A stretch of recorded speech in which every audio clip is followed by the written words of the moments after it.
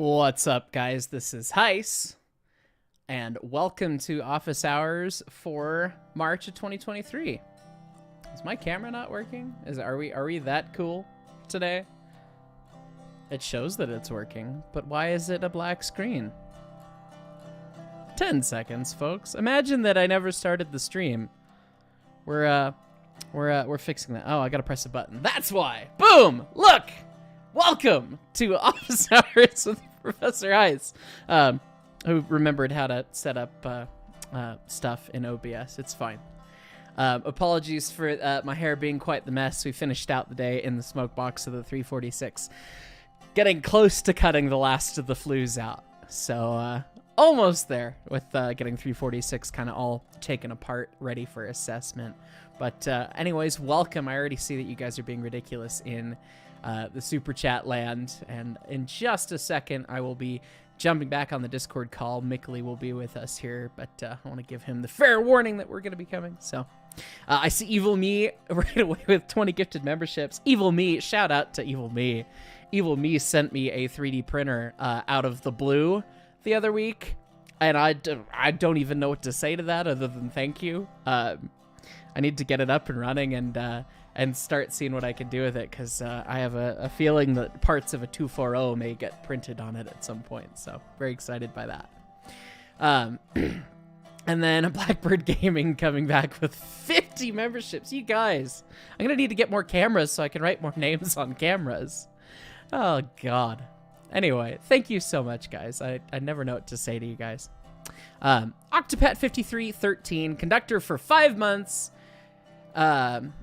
Your birthday's tomorrow, so you'll have your first totally legal bottle of Kenosha whiskey in celebration.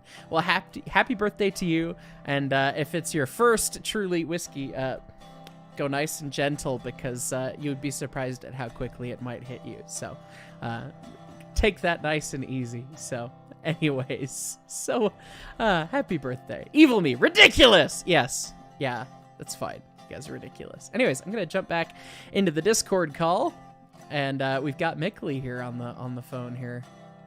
Woo! So anyway, other than that, let's see. Evil Me with another 20 memberships. We're gonna get this started at some point. And then Tyler McGonigal, Fireman, member for 10 months. Did Brett enjoy his free nuggets? Also 10 months. Awesome time with you, Hyce. I still need to get Brett his nuggets. We've not had an opportunity to exchange nuggets, but yes, he shall get his nuggets, and he will enjoy them. He is a simple man. All right. Well, as always, feel free to ask questions live in the chat. Any railroad questions, we're going to dive into that sort of stuff and try and answer any railroad-related, tangential, whatever questions you guys have. And then I still have the list that we've been working on since January. This time there's only 5 pages left of questions, so we should be able to get through that. So ask your questions in chat too. Mick will grab me if there's any particularly good ones, and we'll go from there. Although Discord is freaking out, so hopefully you can still hear me, Mick. That's gonna be a negative. Cool. Discord is dead, but the stream is alive, so there's that. Oh, but now maybe Discord's back. What is it? What is the technology? What is it? Anyway. Can you hear me? I can. All right, perfect. Okay, cool. Before you get going. Yes. Funny thing happened to me today. Okay, we're getting a Mickly anecdote. Here we go. Oh, yeah. So I fancy a little bit of pirate gaming, right? Aye, sea turtles. So I go load up Open Crew Plus, which is the Sea of Thieves Discord. Okay. And I see a post by a familiar name. Okay. And that name is Captain BCXD. Okay. You remember this person? Not specifically by that username, no. This is one of the people who never got their tour done of the railroad. So I'm sitting there and I'm like, hey, I know you, and he's like, hey, I know you. You denied me clout. We will do more tours. We will do more tours, people. Now that this telegraph house, we need to try a couple. Yeah, we will do this again. It was very silly, and we went and sailed off for an hour and a half or so, getting some gems. Fun. In the Yield pirate game. And he turns up to the stream and pretty much immediately gets gifted a sub too.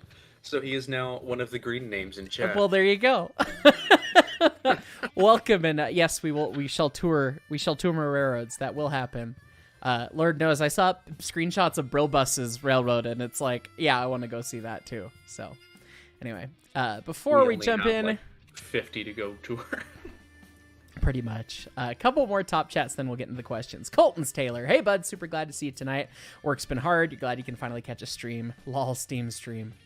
Yeah. Yeah, it's been a minute since we've seen you, mate. So, sorry to hear work's been hard. I know how that feels. But glad you're here. And Lucas BG. Hello, Hyce. Why are the big boys run so slow?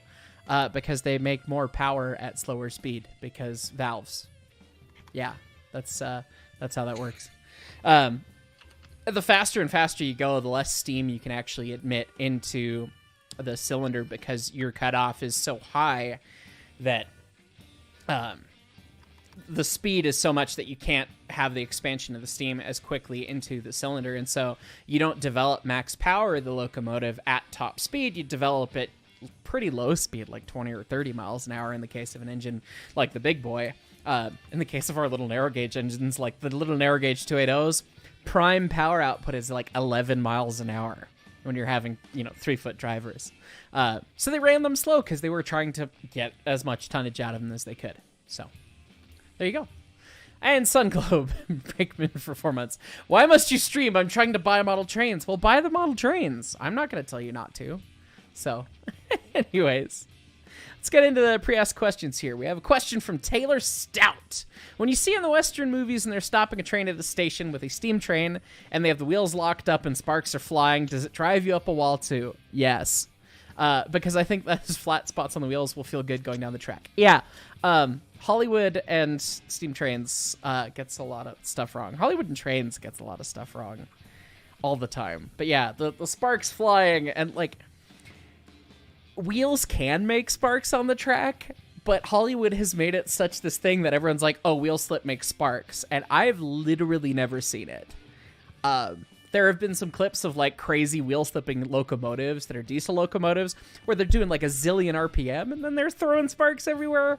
Okay, yeah, that happens. But like little wheel slip, little things like that. And then, man, the amount of time you need to slide the drivers to put irreparable flat spots on a locomotive, so short of a space. It's a problem. So yes, drives me batty. J-Zo and Boulder. What I'm hearing then is you've never gone fast enough to get sparks on the wheels.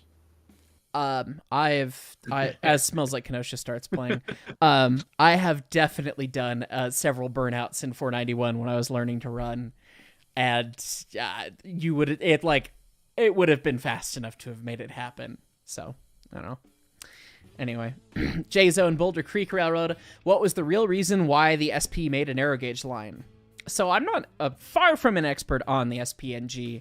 And the only reason I'm going to answer this or attempt to answer this is because I learned a little bit about it this week where the SP actually acquired a different line. They did not build it. Someone in the comments, I'm sure one of you knows much more about the SPNG than I do, but my presumption was that they purchased the line, and why they did, I don't know. I would assume it would be to feed part of their other business or something, but yeah, that would be why. So Super XG asks, where do you get inspiration for songs like the ones in the soundtrack formerly from Railroads Online? As Smells Like Kenosha's playing. I've started, obviously, since this first set of questions got asked back in January, we started a second channel, Hyce Studio. It's linked in the main channel's description or whatever, the About page and all that. And we talk about music things there, and we've gone behind the scenes on a couple of the songs there, but it's usually I had an old riff or I was playing around on the guitar and something popped out. Or in the case of Smells Like Kenosha, I had an old riff and I knew that I wanted to make it a meme and make it speed up. So, yeah. All sorts of different places. Okay, I see we got a couple top chats coming in. Jordan Freeman, when's the next live stream with Brett and Leighton? You've got a question for all three idiots. It has to do with a certain email I sent you. I see. Thank you for the super chat. And when the next one, you know, I've talked with them, and we all know that the live streams with all three of us are a lot of fun, and they seem to do pretty well. So it's on the docket. We just kind of got to schedule it, and we've all been pretty busy the past week or two. So maybe upcoming soon, hopefully. So Tyler McGonigal, hey Hyce, if you were to send a wedding invite to you, would you consider attending? A fiance is allowing you to send an invite to one celebrity. Oh man, if you only have one, I mean, I don't know any of the details, man. I appreciate the thought, but like if it would be challenging for me to get there, it wouldn't be on the table. If it wouldn't be too big of a deal for me to get there, that'd be fun to show up and say hi and celebrate your wedding. But I mean, if you're gonna try it somebody else, I mean, maybe Bill Murray. He likes to show up to stuff randomly, so. So what I'm hearing is a solid maybe. A solid maybe. If you think that logistically getting there from Colorado is not too big of a deal, I could be convinced. See, it's not even a squishy maybe. It's a solid maybe. It's a solid maybe. It's not a squishy maybe. Weddings are fun. People are happy and whatever. I wouldn't know what to do. I would just be the guy that would probably just be drinking in the corner and being like, "Hi, I'm apparently famous." I got invited because of a shit post. You can show up in shorts and a t-shirt. Oh man, I could show up with my big boy shorts on. Ah. And I literally mean my big boy shorts. I have a pair. They're swim trunks, and they have the 4014 on the crotch. It's a problem. I've worn them in public once. Oh, that is Once. a thing that I cannot get out of my head now. Yeah. And there's an arrow that says "Stop staring at my train." It's very good. Oh no. Anyway. Well, at least it's not like 6'11" or something. Yeah, it could be worse. Could be much worse. Yeah. Colton's Taylor. Hey, Dad Talk here. What's your favorite Led Zeppelin song? And you should listen to 105-838 Overture by Electric Light Orchestra. It reminds me of you. I don't know that song by ELO off the top of my head, but ELO is awesome. I will have to check that out. And what's my favorite Led Zeppelin song? You can make me pick a favorite Led Zeppelin song? I couldn't pick one. I have a playlist on Spotify that is my 10 favorite. Like, I could not pick a single favorite, so I made a playlist of my favorite 10. And these days it's even changed because I don't know if Celebration Day would make it on there anymore. And it's still on there. So I don't know. I'm going to paste it in chat if you want to go see it. But Rain's song, 10 Years Gone, Achilles' Last Stand, Since I've Been Loving You, Over the Hills and Far Away, Stairway, Song Remains the Same, Down by the Seaside, Misty Mountain Hop, Celebration Day. If I had to replace Celebration Day off the top of my head, I might pick The Rover or Rock and Roll. It's tough choices. Very tough choices. Yeah. So many good songs. Love Led Zeppelin. Anyway. I'll have you know that we have acquired a Wild Wings. A Wild Wings has arrived. Howdy. Hello. We are live on the internet. We are on the internet. So, well, I mean, this is the recording chat, so like it should hopefully be obvious. But anyway. Peregrina. Let's see. Hi, I hope I don't get banned for this. Ugh. How does Professor Hyce define a locomotive conversion? Been curious since the mud hen explosion. The K-37s aren't mud hens either. Ugh. Anyway, I don't care about the definition of conversion. I care about people having a myth in their mind about the K-37s. And when people say converted, it sounds like a simpler change. I converted a coal burner to an oil burner. It's a small change. It's a simple change of one system or subsystem.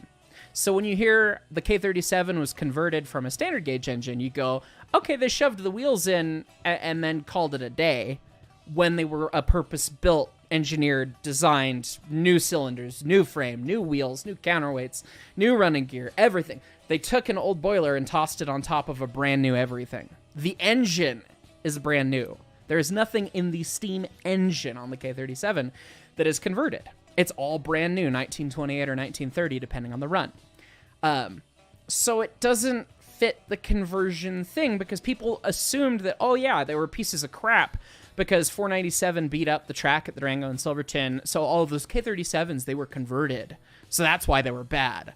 When they were obviously really good engines and they lasted for a really long time, and 8 of them stuck around, and the last freight train pulled by the Rio Grande with steam engine was by a K37. So it's like, they were good engines. 497 was just screwed up. And so it kind of messed up and brought this whole myth about the K37 around.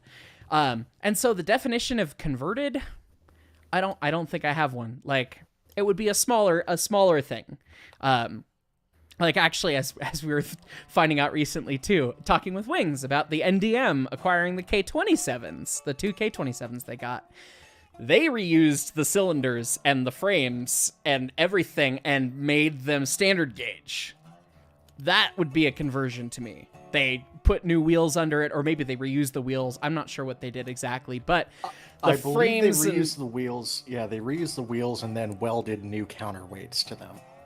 That's a conversion. New wheel, like new axles, or maybe they remachined the axles. I don't know. Whatever. Axle work, old wheels, old frame, old everything, and now it's standard gauge. That's a conversion. K37, brand new engine. Reverse engineered from the K36 and the K28. Old boiler. That's a rebuild. That's something different. That's why it frustrates me. And it frustrates me because that's all we heard when we were working on the 491 back in 2014, getting it back in service. Everyone's like, oh, those are bad engines. You can't run that on the loop of track at the museum. It's an itty loop of track. And the 497s was awful to track because it was this crappy converted steam engine. And it's like, no, they wrecked the crap out of it in the mid-1960s, scrapped one of the tenders so bad that was wrecked was so bad, ruined the trailing truck, and then it was basically a decapod. And then they ran it around the railroad and it ruined the track. And then everyone's like, oh yeah, it must be all K37s. It's like, no, it's just 497. So obviously we've since proved that, and people are like come around to it now. And it's like, oh yeah, 491's a good engine and 493's a good engine and all this stuff. And we're kind of past that myth being so prevalent, but it's just one of those little irky triggers because it's like, oh, those were bad engines. They were converted. It's like, no, shut up. To further dispel the myth that K37s were bad, you know what a K37 could do that a K36 couldn't?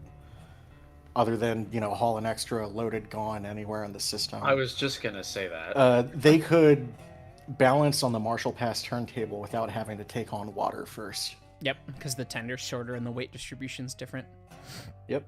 Despite the K36 actually being heavier than a K37, fun fact. So, yeah. Boiler shell on the K36 is thicker. They're 3/4 inch versus 5/8. So, anyway. Chat has been very much spammed by certain super chats, so you should get on it. I have them all copied in case they get deleted. Okay. I've got Evil Me is the next one I've got. So anyway. Yeah, Evil Me is the next one. I know you have seen the S-Post model I've been working on, but do you have any opinions or suggestions? Also starts taking a while, trying to be diamond quality diamond. Also sending you some O-scale explodey boys. You are seriously too kind. I saw a couple pictures of it. I loved the shark nose cab on the cab forward. Like it hurts my brain how good that is. You are aiming down the correct avenue of beautiful shitpost. Like, I don't think you need any more guidance from me. It's very good. Gamerboy10272003 just loaded Railroads Online, and 5 log cars are in the grass. Yeah, apparently the new update breaks skeleton cars, apparently. Con and I had no problem because, yeah, we don't have any skeleton cars yet, so. And we probably won't buy them because they're a downgrade. So, anyway. Colton's Taylor, you just realized you spelled 10538 Overture wrong. Well, I'm sure I would put numbers Overture in and whatever would figure it out. So, yeah. But thank you. Oh, good heavens. Yeah, we were mega behind, weren't we? Yep. Oh, holy crap. Yeah. Put a name here. I'm not going to put anything here. Well, thank you for the super chat anyway. And Abe Lincoln, my old cousin, gifted 5 memberships. Thank you. And then John Deerboy with 50 memberships. Everyone's breaking the economy today. Oh, thank you, John Deerboy. You're too sweet. As always. And then Blackbird with another 50. You guys. I'm going to need to buy more cameras. I did warn you that the chat was... You did. Oh my goodness, guys. I don't know. I thank you. I genuinely don't know what to say beyond that. Frederick Grassick. Fireman for 4 months. It's good to be a fireman, lol. Great videos of running the Polar Express with 20 and 491. I'm glad you enjoyed those. That Polar one was awesome, and I'm really glad that Nick was there to edit it. Shout out, Nick's here. Shh. But they're muted, so it's fine. You can say hello if you'd like. Quiet. I'm hunting Mikados. Be very, very quiet.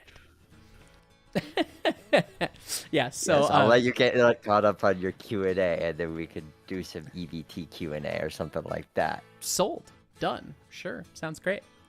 Yeah. Yes. Right. I need to do more videos for the firemen, but we haven't run anything in a minute, so it's like I could go sift through old footage again and see if there's anything neat, but definitely gotta get some more stuff figured out on that front. So I'm glad you enjoyed the stuff that there is, though. Redline Overload Productions. Explain the Alamosa Dance with the narrow gauge.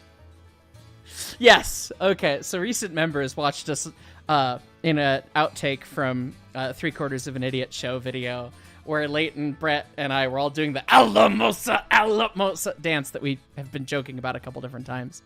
And it is our joking thing for what we would think 491 would say when she's pissed off. Like, it started out from, like, we were running 491, and you'd grab too much throttle, and because she's superheated, and we don't work it hard enough to really have the superheaters charged, there's a delay between when you get the throttle further out and when it starts to do things. So you grab a little more throttle, get too much, and then all of a sudden she's like, I'm starting to get pissed off, and you're like, no, we're not going to Alamosa, sweetie, and you'd back the throttle back down. I've said that countless times, pretty much just like that. Like, we're not going to Alamosa, which was division point for the 4th division on the Rio Grande. Big spot of the railroad, pretty much the biggest railroad town on the ground, for the narrow gauge at least. It's either that or Salida, but Alamosa lasted longer. So anyways, and it's 4 syllables, so Alamosa, 1, 2, 3, 4, chuff, chuff, chuff, chuff. So, yeah. That's where it comes from. Okay, she's going to Alamosa. She does the Alamosa thing, and so it's a very angry 491. Just Alamosa, Alamosa, That's what she's chanting as she's running too hard at the museum. So that's the Alamosa dance. And then we just figure it applies to all the big Ks because they're all kindred spirits. They all sound very similar. Evil me with 20 more memberships. Oh, good God, mate. More. You want some more? Gaming Doggo 66 Breakman for a month. Hey Hyce, there was a second attack on the United States railroads in World War II. People were alluding to that on that 3/4 of an Idiot video. I don't know that story, so that would be a fun one to do. Citation needed? Citation needed, yeah. Somebody, send me details of that in a DM or an email or a something, and then we could do that. Zoe McElroy, hey Hyce, have you seen the lines that ran into caves while at BNSF? There's one in Kansas City and one in Springfield, Missouri by the yard that used to be run by the Frisco. I've never seen them in person. I've seen pictures of them. They're really cool. Although I think CSX has like the natural tunnel. CSX somewhere. has that. That's the coolest one that I can think of. Yeah. CSX has one where it's like a cave that is just their tunnel, and it's just like train go in cave, and it's like that's weird but cool. So with an underground river, it's really neat. It's super cool. Let's definitely look that up. Correction, Norfolk Southern. Norfolk Southern. Okay, the East Coast okay. East Coast lad has corrected us here, which is fair. I live out here. I should know this. I feel bad. Ohio, it's fine. Tyler McGonigal, invite may be accompanied by Tweetsie Ticket for content. Content for the YouTube is always good. Well, if it gets an excuse to go out to see the Tweetsie, well, okay. The maybe is a very strong maybe. Yeah. He's bribing you. Bribed with narrow gauge trains. And if I went out and saw the Tweetsie, I've got a friend out that way that I could go see too. So that would be fun. So just send me an email at the channel email. Let's talk details. Frustrated Wolf Gaming, Breakman for 2 months. The 10% shall always reign supreme. Yeah, that was... Somebody did the tonnage math after today's Railroads Online video and posted it in the comments. And it's only good for 4 of those cordwood cars loaded, just the Tweetsie engine, for a 6.4% grade. So I barely made it up the 6.5% with speed. So the 10% was never going to happen. So Turns out you should just do the math. That one USRE tweet too. I have a goal to get one of every manufacturer's HO scale USRE light Mikado. Besides brass, because there's quite a lot. That is a lot. And that would be cool. You could then see all the different little flavors. And yeah, because I'm sure there's probably 3 or 4 different manufacturers that make them at this point. That'd be neat. Nathaniel Lombardi with 10 gifted memberships. Thank you. And it keeps scrolling. Okay. All right. Last couple here, and then we'll get back to the other questions. Peregrina, thanks for the explanation and not banning you. Of course. It's a good, honest question. Having a blast and love your content. Keep it up. Shouldn't be hard with the membership gifting war. That the membership gifting war is always appreciated and always helps. So, in case you guys hadn't heard on other streams yet, I did actually step back from full-time at the museum to focus a little bit more on the YouTube stuff. So hopefully more live streams and more kind of longer form content and 101 type stuff coming soon. So... yeah, and the continued generosity, always very helpful and always makes me feel more comfortable because it's a scary thing being at the whim of the algorithm. So I appreciate you guys. The Pirate Pilot, what a great username. Breakman for 2 months. Hi Hyce, what's your opinion on the 412.2 UP9000s? That might be my favorite Union Pacific steam engine. It's close up there. I've always, since a kid, I love the big boy because big train, big wow. But the 412.2s are just wacky and neat, and the Gresley valve gear, and just so many drivers. Yeah, very cool. So, Jordan Freeman, you've been to Natural Tunnel a few times. Very cool. Corey Gibson, so which voice was that from Ohio? Anywhere close to Lima? Wings and Strings is in Ohio. I don't know what part of Ohio, and they're allowed to disclose if they so feel like it, so... I'm in the bad part of Ohio, which is currently all of Ohio. I was gonna say, all of Ohio is the bad part of Ohio, except for Cedar Point, but that's only because you can see Canada and roller coasters. So, anyways, getting back to pre-asked questions, we got a question from Zack Attack, stating, "What's the difference between Baker's valve gear? I assume they mean Baker, and wall shirts?" Okay, man, do Pin I joints. have? Yeah, pin joints versus sliding joints, but I can be able to show that off, hopefully. Where is... I should finish my Happy Wheels Baker valve gear sim, and then you could just do a whole vid on the main 3. That would be lovely. And then I found at the museum, actually, we have a little hand crank model of Stevenson's that's external, like you don't have to look in an engine to see. So I want to show that off at some point for sure.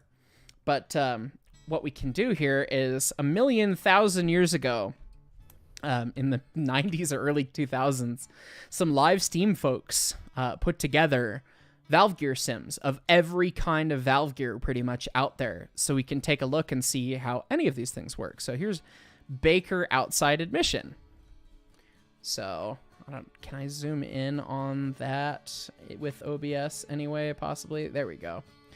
All right, so this is Baker, and we can stop it and slow it down so that we're running a little bit slower speed. There is a way to slow this down. How do we do that? There we go. All right, so Baker, it looks very similar to wall shirts because you've still got your eccentric, you've still got a main rod, you still have a Union Link combination lever type setup. But with Baker, instead of having the expansion link with the radius rod that slides up and down it, you have the eccentric is actually informing the position of a rocking arm that then goes to the radius rod. So if we go... I believe it's called the transmission yoke. The transmission yoke. Yeah, I believe that's correct. So as you go full forwards here, you can see we've shifted that location of that, and we're causing the valve to move a lot further. And as we bring it back towards center, when we're all the way centered right here, because the geometry, it looks a little bit reversed, but the transmission yoke does not pivot, and so we just get the lead of the valve. And then as we reverse the motion, we're starting to counter that motion there so that the radius rod, or what is the equivalent of the radius rod, is coming towards right here. And so everything's a pin joint. You have a pin joint, pin joint, pin joint, pin joint, all this stuff, which just means that you have a literal circular pin in a bushing that is the connection.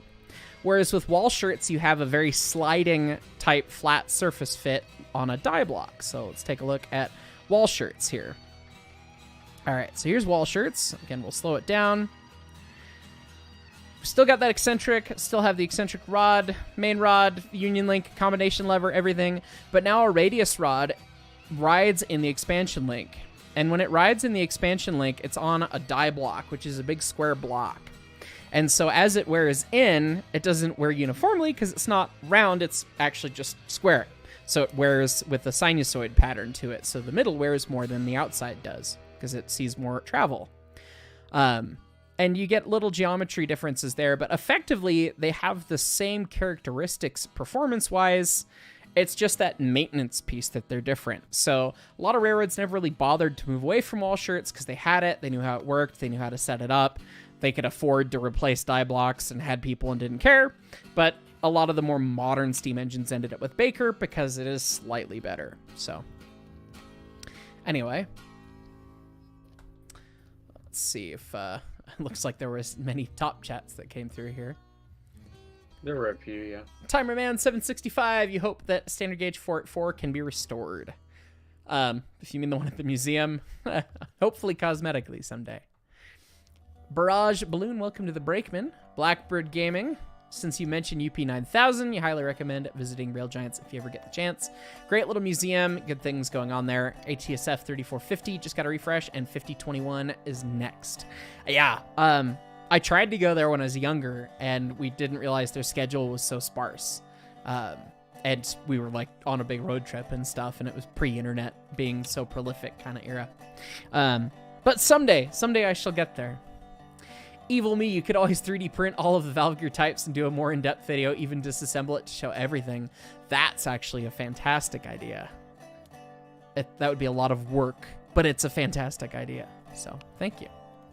John Dearboy, hey Hyce, how would you like to send the info about a certain redacted topic that we've talked about? Currently have it in a Google Doc. Sorry for being late on it, by the way. No worries. You can send it via the Google Doc over Discord, because I know you've got my... DMs, or you can send it through the channel email, but the Discord's going to be the easiest, so yeah, okay. And let's see, last one here, Blue Jacket Warrior. Good to see you, mate. Last week at the Pensy Railroad Museum, you're staring at the linkage of Stevenson valve gear. Even with the fancy animations, you still have an issue with how the links that attach to the banana change the eccentrics. Okay, let's take a look at Stevenson real quick, because I've been learning a lot about Stevenson. That's inside admission. Do we want inside or outside admission? Outside admission would be more standard for, I guess, the slide valve setup, but I don't know if they actually model slide valves or just change the side of admission. So it doesn't really matter in this case. Okay. Probably. So the thing that is confusing about Stevenson is the two eccentrics and the crazy dance that is it called an expansion link in Stevenson's? I can't remember. Yes. Okay, the crazy dance that the expansion link does, right? So let's break it down. So we're gonna stop it real quick here. You have your piston rod come into your main rod on the crank on the axle, and then you have two eccentrics on the axle. The blue one on top is the forward eccentric, and the green one that's coming down bottom is the backwards eccentric, or the reverse eccentric. And they both connect to the expansion link, and when you move it in forwards, you slide up to the top of the expansion link, and when you bring it to reverse, you slide down to the bottom. So the whole motion really pivots when you do that, and that sets where the valve goes. Now, the thing to understand is that you could run Stevenson in one direction with only the one eccentric.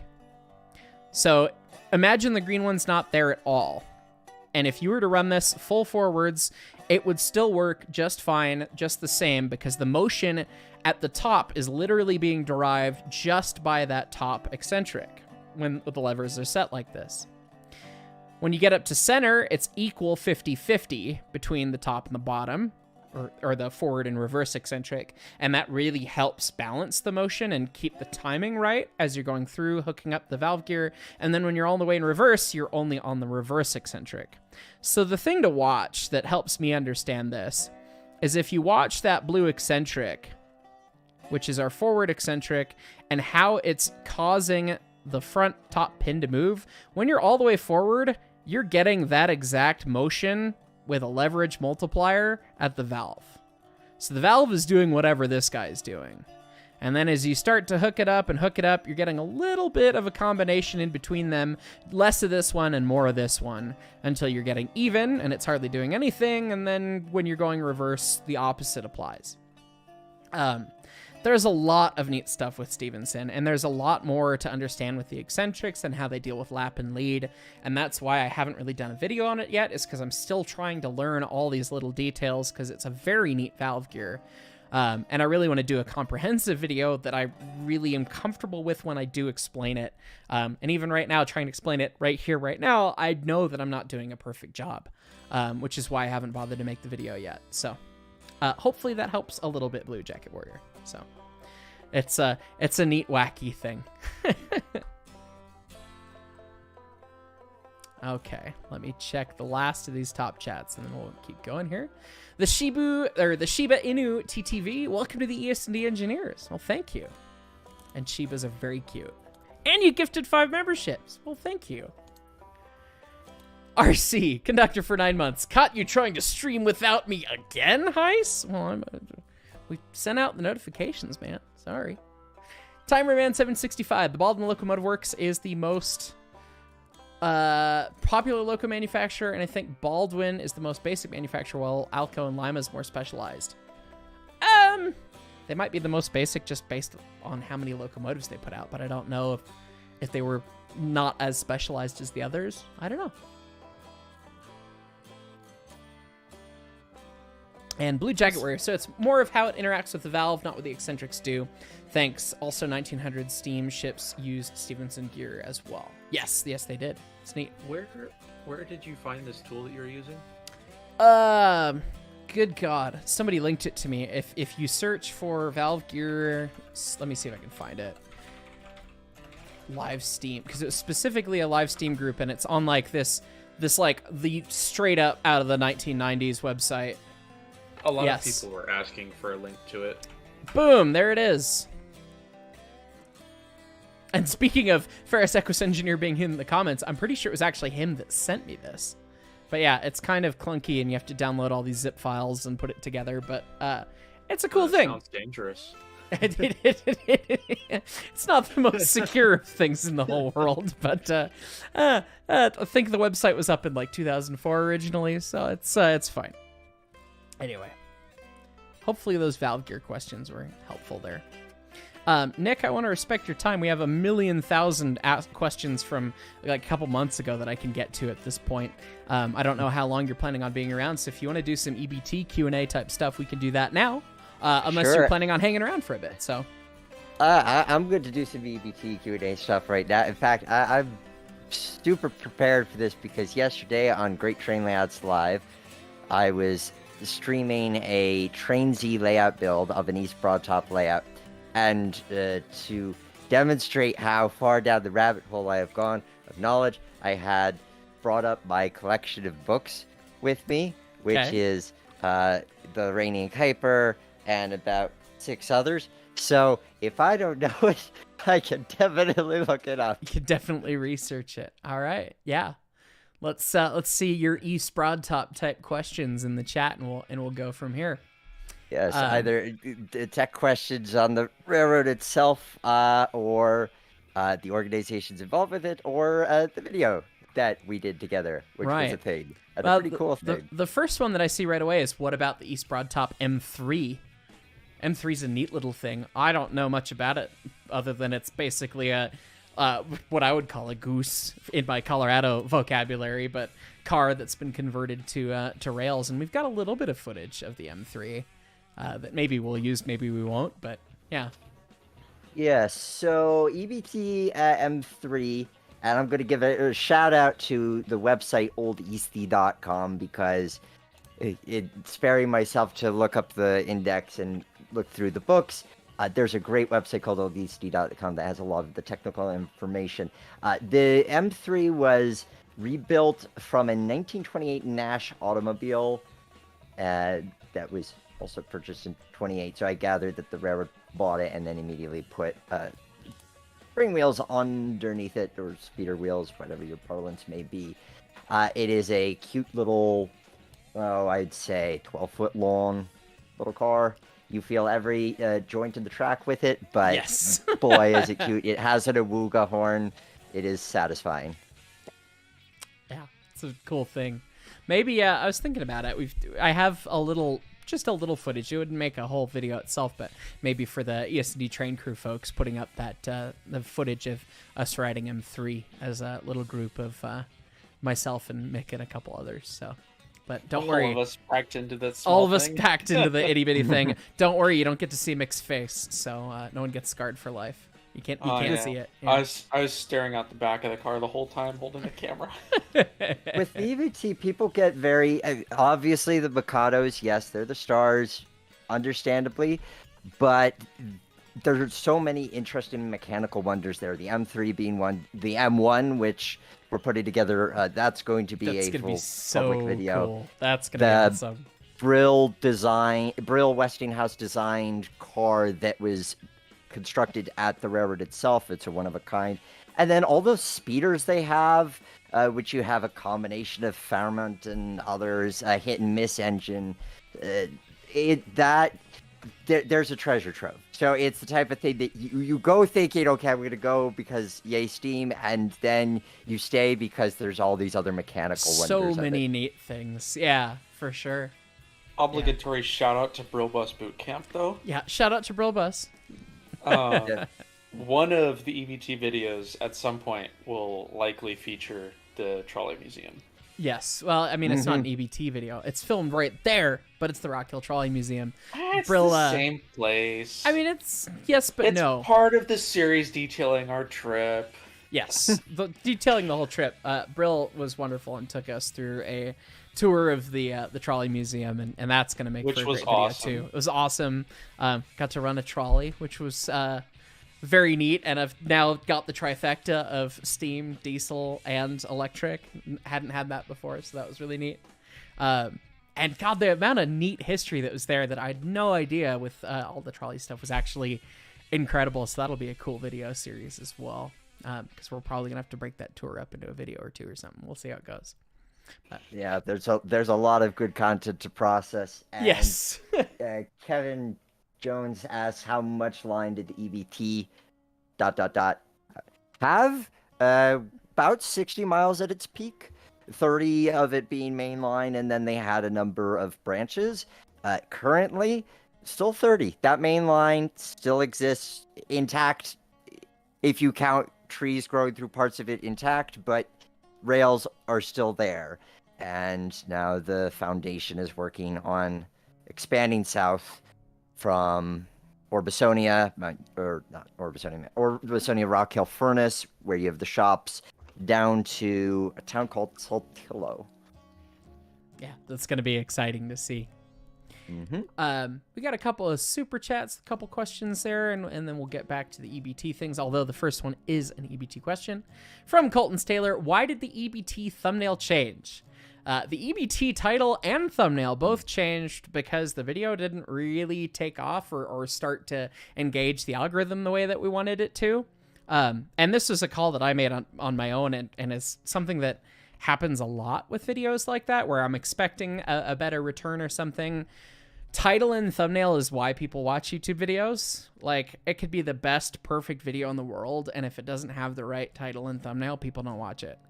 And with the EBT one, what I realized basically was we're trying to sell the story of the EBT, which is amazing, to people who don't know what it is.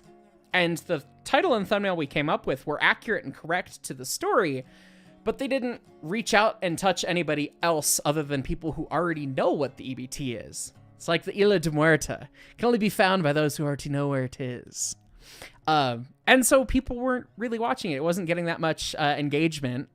And so it became more of a clickbait kind of thing, because guess what? That's kind of how YouTube works. But genuine clickbait, like, gets you to be, it's like a hook of a good song. It gets you in and go, okay, well, what's the deal? And then it's not like this fake thing on the back half, right? And so trying to sell the story with the new title and thumbnail for me was, okay, the cool thing is that it is this incredible landmark. It survived somehow. It was in a period of decay, dormancy, and everything. All these volunteers came in and revived it and brought it back to this new thing. We had this culmination of the steam engine coming back and big event to celebrate it and everything. So to the general public, they don't know what the difference between the East Broad Top and the BNSF is. They have trains. They're railroad trains. I haven't ridden a train before. What's a train? I don't know what the East Broad Top Railroad is or the BNSF Railway. Like, what, they both have rail in the name. They're trains, right? They're the same thing. So telling the story of, hey, this railroad is incredible and it almost didn't make it, and then having a gloomy, sad half of a thumbnail and then a bright and oversaturated half of a thumbnail to show the progression and everything. Okay, maybe more people will come and watch it. And actually, like, right away after changing the title and thumbnail, it's been getting a lot better viewership the whole way through. So 76,000 views as of right now, according to YouTube. Yeah, if you look at the graph of views, it leveled off, and then the thumbnail and title change, and then it starts to ramp up. And it's been on this wonderful slow burn, getting, maybe 5,000 views a day, which is just like very nice and steady, which is awesome. So it's Honorable reaching out and mention touching to people. The Caboose video. Yeah, no, the Caboose video was just like 450 powder keg that went off. That thing was a problem. Yeah. So yeah, that Caboose video when we were workshopping it, that's where I told you, there's no doubt in my mind this will be popular because this is a question the general public has. Right. Because red cabooses are still an iconic sign of railroading somehow. Yes. And so that is a question that Joe Q public is going to see and go, yeah, I don't know why that is. Why? Tell me, Mr. Hyce, why may that be? Precisely. And the other amusing anecdote I wanted, that as far as the thumbnail and the title were concerned, man, we were workshopping that the night before release. Yep. Try to figure out, okay, what are we doing here? I brought my wife into the conversation, like, okay, you know about the EBT because you've been following, you're married to me and you know how obsessed I've been with it for years. What do you think? And so so she was the one who got people in there, and people has remained constant throughout because that was sort of the thread of the thing. Right. But that was the challenge we were wrapping our heads around is encapsulating what this thing is about. And the general public appeal elements, putting that forth. Right. And then, of course, I threw out what we had workshopped for probably a couple hours, basically just back and forth and DMs like, what are we going to do with this? It works. And it's great because it means a lot more people have seen the video and a lot more people are learning about the East Broad Top through that, which is, that was the goal. So it's awesome. Anyway. Blackbird Gaming inside admission versus outside admission when you've got a chance. Yeah, when we get done with the EBT stuff, Mick, make sure you remind me for Blackbird that we'll take a look at some inside versus outside on the Valve Gear Sim stuff. Okay. And now let me catch up on the rest of these, and we'll get back to the EBT isms. Band Dan, still waiting for you to organize a Wallowa Union / Sumter Valley doubleheader trip. I will get down to Sumter Valley at some point. Probably next time I want to drive back, but yeah. The new IKB 4472, please come to the UK sometime. We have so much Steam stuff, you will love it. Yeah, if only it wasn't so expensive. Someday we will go do that. Because I've never been to the UK proper. I've been to Ireland, been to Dublin. That's not the UK. And yeah, I would love to come see all the Steam madness over there. Jordan Freeman, what's the railroad equivalent of cow tipping? I don't know. What do we think? What is the railroad equivalent of cow tipping? I don't know, being in the foul, maybe? I don't know. Caboose tipping? Caboose. That's a lot more like tipping one caboose is more harmful than tipping a cow. Kicking? Yeah, kicking cars? I don't know. Literally kicking cars? Ow! Oh, well, it's not quite railroading, but getting the trolley pole, lifting the trolley pole off of the wire. That's what kids would do back in the day. That is they the would same grab miscreant thing. Yeah. Yeah, I think that's the closest I can. Grabbing the trolley pole. Yeah. I'm remembering a funny moment with Bro Boss Boot Camp at Yes. the Trolley Museum.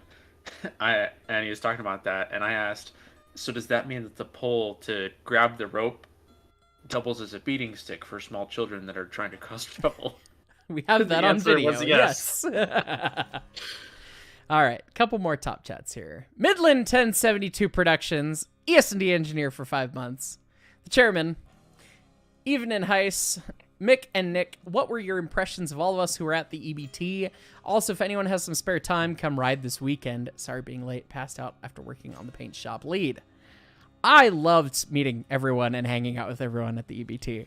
And I was worried going in because it's like, we're gonna be in a Verbo with a bunch of foamy kids, not kids, but a bunch of foamer like people off the internet that I don't know, and it's like, but I'm one of them too, so it'll be fine, right? Yeah. And then mickly hit me really hard with a lime upon seeing me in the chest, and then it was all downhill from there. No, everyone was awesome. The trip was great. It was so much fun to get to sit around and hang out with people and go foaming together, and just it was great, like, unadulterated 18-year-old foamer energy all over again. It was pretty much my summary of it. It's a lot of fun. As my first foamer trip, it was genuinely enjoyable. I definitely felt like I was hanging around a celebrity. That is Nick showed up and we had an entourage, and it was a problem, but it was fine. I would say it was a problem. It was just, there's way more people because we were planning this. It's like, okay, I figured he'd have one or two other guys there with cameras, and then there's a posse of about 10. Yeah, and I go, yeah, okay, I've made it into an inner enchilada. It was fun. It was fun. That was a great reaction of Nick walking up being like, oh, there's an entourage here. It was fun. Yes, and immediately thrust on camera, and okay, I'm in presenter mode. All right, I can dig it. Begin. Yes. Okay. A couple more top chats here. Sits. Quote the MD. Yes. This is spoilers for tomorrow, by the way.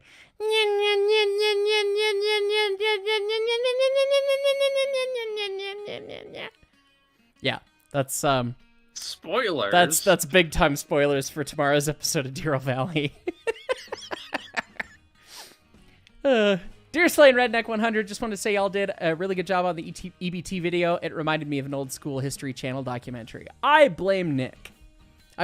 For everything about that video, other than perhaps my delivery of lines. No, your delivery of lines was, well, you don't get to blame me for that, but you get to take credit for it. I'll take credit for that. The rest of it, I mean, shoot, Nick, it's like, yeah, cinematic masterpiece. The script was great. I knew that you had some stuff in the backlog, and then you just pulled out all these touching stories from the Kowalczyks, all these things from Brad and about Brad. It was just like, oh, this is incredible, and I didn't have hands on it at all. It was great. Yeah, so very cool. Well, thank you, and I give credit to you for placing that faith in me. When I messaged you, I said, Brad is taking on a larger role in this as I'm putting it together. It's okay with you, and your response was so magnanimous and willing to share the spotlight, and I thought that, and I appreciated that. I appreciated the creative freedom, and I appreciate you guys because all y'all have faith in him to be able to go on these sort of creative expeditions and try new things and being able to help him in that endeavor with your memberships, your super chats, and so forth. That made this possible and is going to make future cool cinematic-y things possible. Right. Precisely. The drone footage was especially good. Yes. Yeah. Yeah. I don't know when you got that, because it certainly wasn't while we were there. No, that was the ace of the hole. The ace of the hole with doing the EBT is that I've been documenting the EBT since the fall of 2016. So way before the foundation was a gleam in anybody's eye, but I knew I wanted to do something as early as 2017. I was playing with ideas for trailers to just try to drum up interest in the railroad and the friends. So I was there documenting things, then the foundation comes into the picture 2020 and things are happening.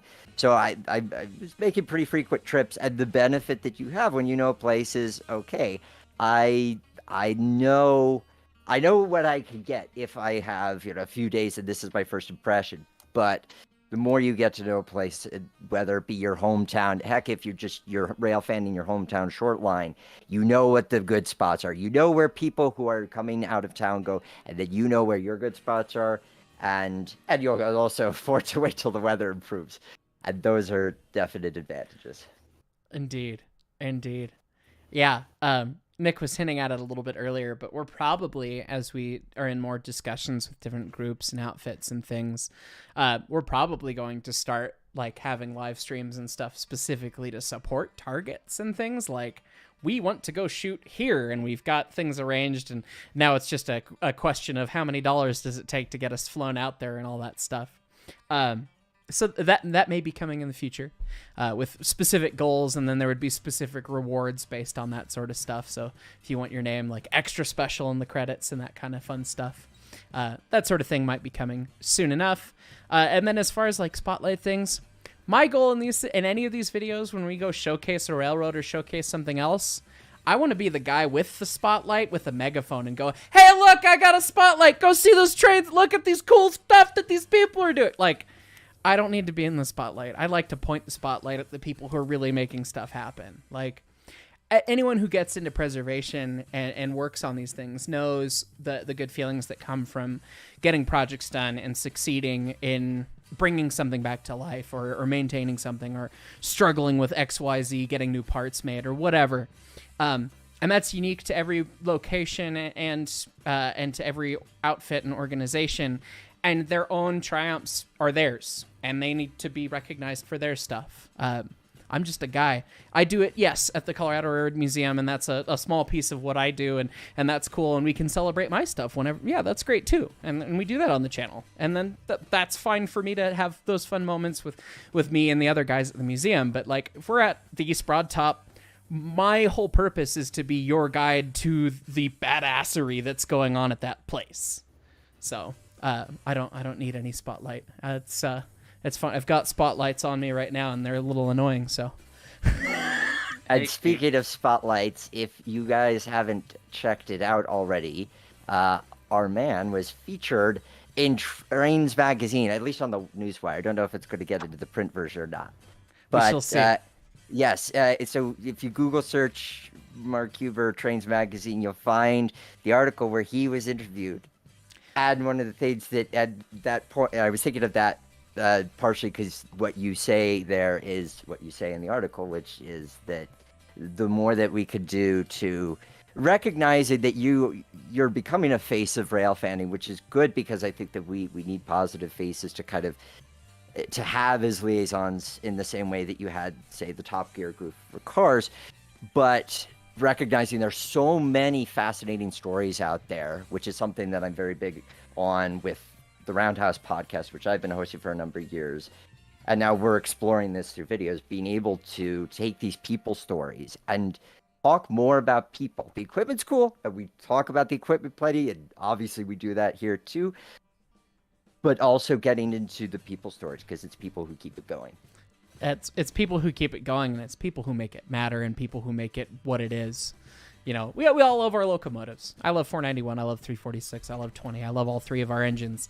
But it's the memories with friends working on them. It's what they did for Colorado. It's the way they impacted the country that makes them special. Like, 20 is on the National Register of Historic Places, not because it's a neat choo-choo, but because it hauled the yellow cake uranium for the Manhattan Project. Like, oh, the RGS did what? Yeah, still need to do that video somehow. But yeah, like it's the stories that matter. If we're doing a Top Gear parody, can I have dibs on Clarkson? I go for it. I'm not going to claim ownership there. There might be somebody else in the team that wants to. I was going to say, if we're old referee on that, if we're doing the Top Gear thing, we already know that Brett is Jeremy Clarkson, Leighton is James May, and I'm Richard Hammond, just by height alone. But then you take into like account the personality, and then it kind of fits. That is a good point. Yeah. We would have to do it with that way. You can be Andy Wilm. I No, guess- I guess I'll Nick have would to be stuck Andy. with the cameraman. Oh, no, You could I be can the Stig. Yeah, I you can be would. the Yeah, Stig. we never get to see you, so you're the Stig. Yes. All we know is he is the Mick. Yes, there you go. Perfect. Okay. Perfect. I love it. Back to these top chats here. Brill Bus Boot Camp, member for 3 months as a conductor. Hey guys, you're happy to join in any EBT trip chat. Fun fact you learned today. Elmira, New York painted trolleys in miscellaneous patterns like plaid and polka dots. Well, that is that is a vibe. That is a strange vibe, but it is a vibe. Oh, I pressed a button and it moved my chat. Okay. They've gone to plaid. We've gone to plaid. I accidentally pressed one of my mouse buttons and I was selected in my browser, so it went back and forwards. So the next one I have, Mick, is Sean J Animations. Are we missing any that were in here? Oh, good God.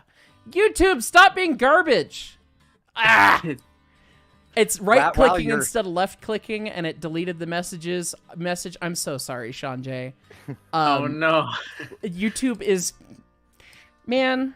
This is frustrating. Well, while you're hunting down that lost message, yes, Wing Speaking reminds me that I gotta thank both of your musical contributions as well, because I was pulling a little bit from the Hyce catalog, the RO catalog, and then I'm like, I need something kind of airy and open, and then I heard the Old Mountain, and I'm messaging Mark like, is that a Wayne song? And he's like, yeah, they made it. And so then I reached out to Wayne's like, hey, you got more stuff like this?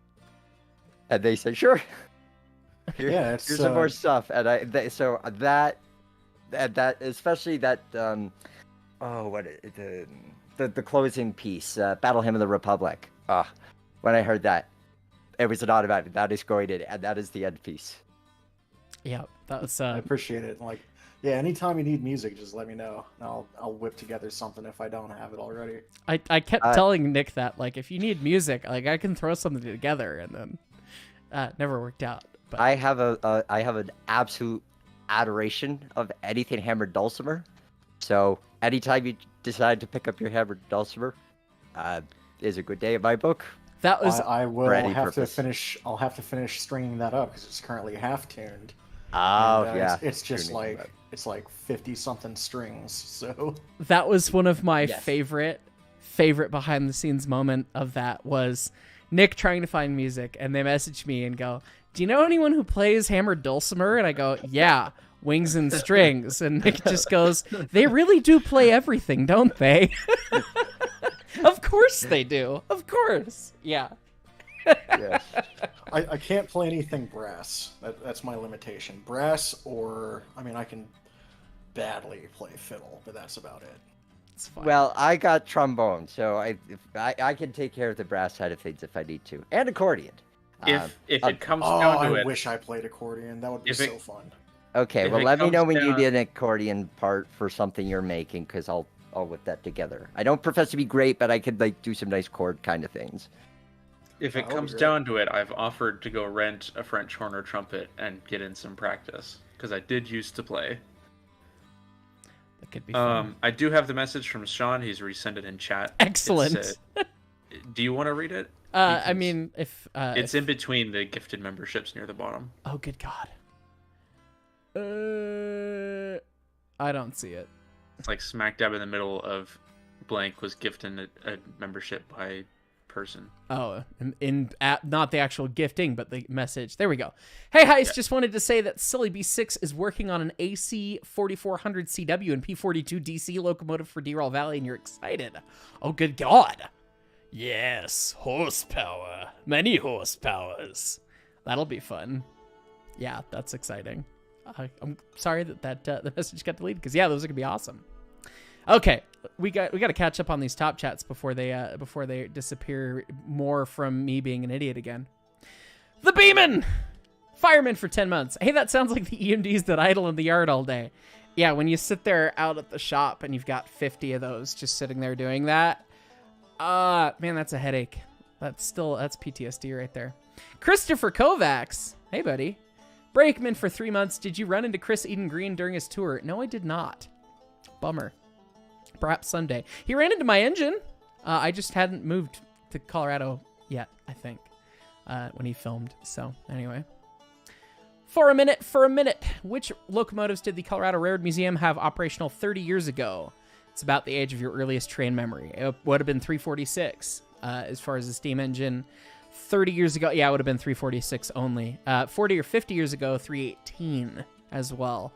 But those are the only 2 steam engines that have run there. Otherwise, they would have had like Geese and maybe Pee-wee. I don't know. So That may have been before they rebuilt 7. Oh, really? Yeah, because I think that was early 2000s. Okay, so it might have just been 346 then. And Pee-wee lived behind the shop without an engine for a very long time. Also, yes. Yes. Hey, look, Oh, it's Brett. Brett Oh, he's was gone. here, and then Brett went bye-bye. Bye, Brett. It's fine. Brian Simpson with 10 gifted memberships. Thank you. The Pickle Jar. There's a train show at the National Western. Yes, there is, and I'll be there tomorrow. If you guys are out at the train show in Denver tomorrow, you see me, come say hi. Gonna go look at. I've never actually been to the train show in Denver somehow, so it's gonna be my first one. It's gonna Do be you fun. still have that bag of items that was? That didn't go home with me. That went home with Caboose. Oh, I thought Pretty you took sure. it out. Yeah, I did. I didn't end up with the tokens. Otherwise, I would have them to give them out. So, I might just have to bring however many mystery citruses I can fit into my pockets. And then first come, first serve. If you meet me in the morning, you can get your own citrus. But yeah, we'll have to see how that goes.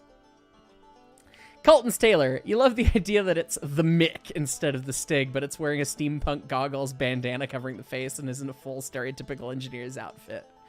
Make it so, Mickly. Make it so. We're gonna see that outfit. We'll see. Dark Flame Gaming, welcome to the ESD Engineers. Thank you. And 5 memberships gifted. Thank you so much. And last, Jordan Freeman, please an ES&D painted AC 6000 CW. It would be an ES&DT if we're following the lore. It would be ES&DT at that point. But yeah. Did you get both from Dark Flame? I think so. The 5 memberships and the engineer. Okay. Yeah. For some reason, I thought you only read one. I don't know why. So it's gonna be fun. Yeah. Okay. Were there any more EBT questions that we missed in the mix there? No. I'm not seeing any. Oh, I can delete this one about the Rocky Mountain Train Show because you already talked about we it. go in there. We will be there. Come say hi. I don't see any questions on mine on EBT, so if you're good on that, then we want to move to. You told me to remind you about Blackbird's comment about inside versus outside. Right. Let's take a look at that. Okay. All right. So, I mean, I guess we could look at wall shirts first, inside versus outside. So here's wall shirts. Inside admission. It's always like 10 is so fast, so speedy. Inside admission means that you're admitting the steam on the inside of the valve rather than on the outside. So the steam comes on the inlet here. This is still too quick to explain this. Let's just go nice and slow. All right, so steam is gonna flow in here, and then pistons coming all the way back, and then we admit there. Oh, we're not far enough in a direction to make that work. Okay, all the way cut off now. So boom, we're pushing steam in from the inside, pushing it in, seals off, expansion happens, and then the steam exhausts out the outside. That is inside admission of steam. And as we hook it up, we bring the valve gear closer to center. That admission time is shorter. And so we're not even admitting steam on that one side anymore. Oh god, that's actually super high hooked up. That's too high to explain, really. Okay. So we admit steam just a little bit, and then we're already done, and we're already exhausting. So the admission time is a lot shorter when you hook the valve gear up, right? And that's what that does.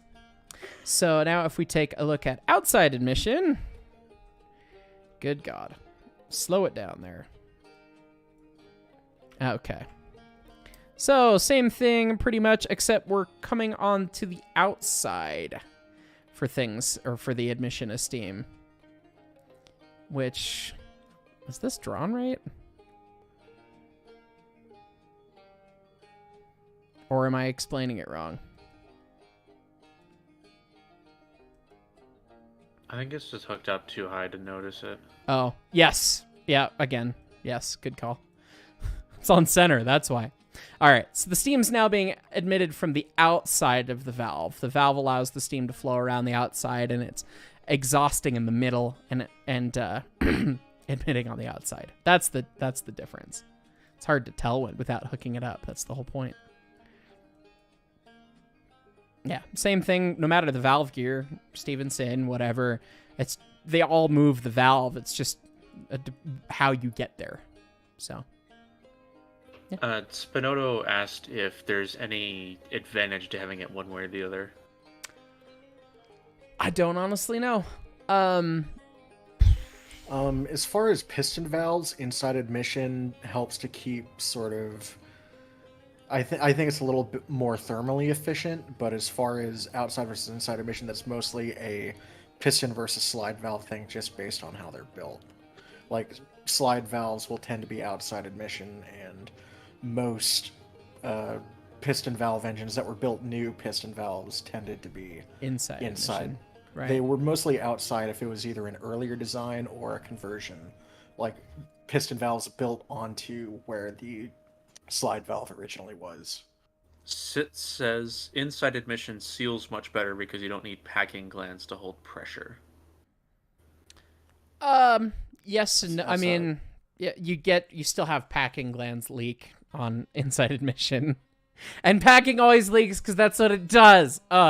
Anyway, but yes, it's probably just less of an issue if you're not at exhaust steam. It's exhaust steam versus steam chest. Yeah, so that's definitely true. So inside is better in that regard. Yeah. Which, yes, fond memories of 491. You're just going around and you're firing. Yeah, leaking packing. Anyway, whoever made that one thing for tomorrow needs to get a clip of that sound.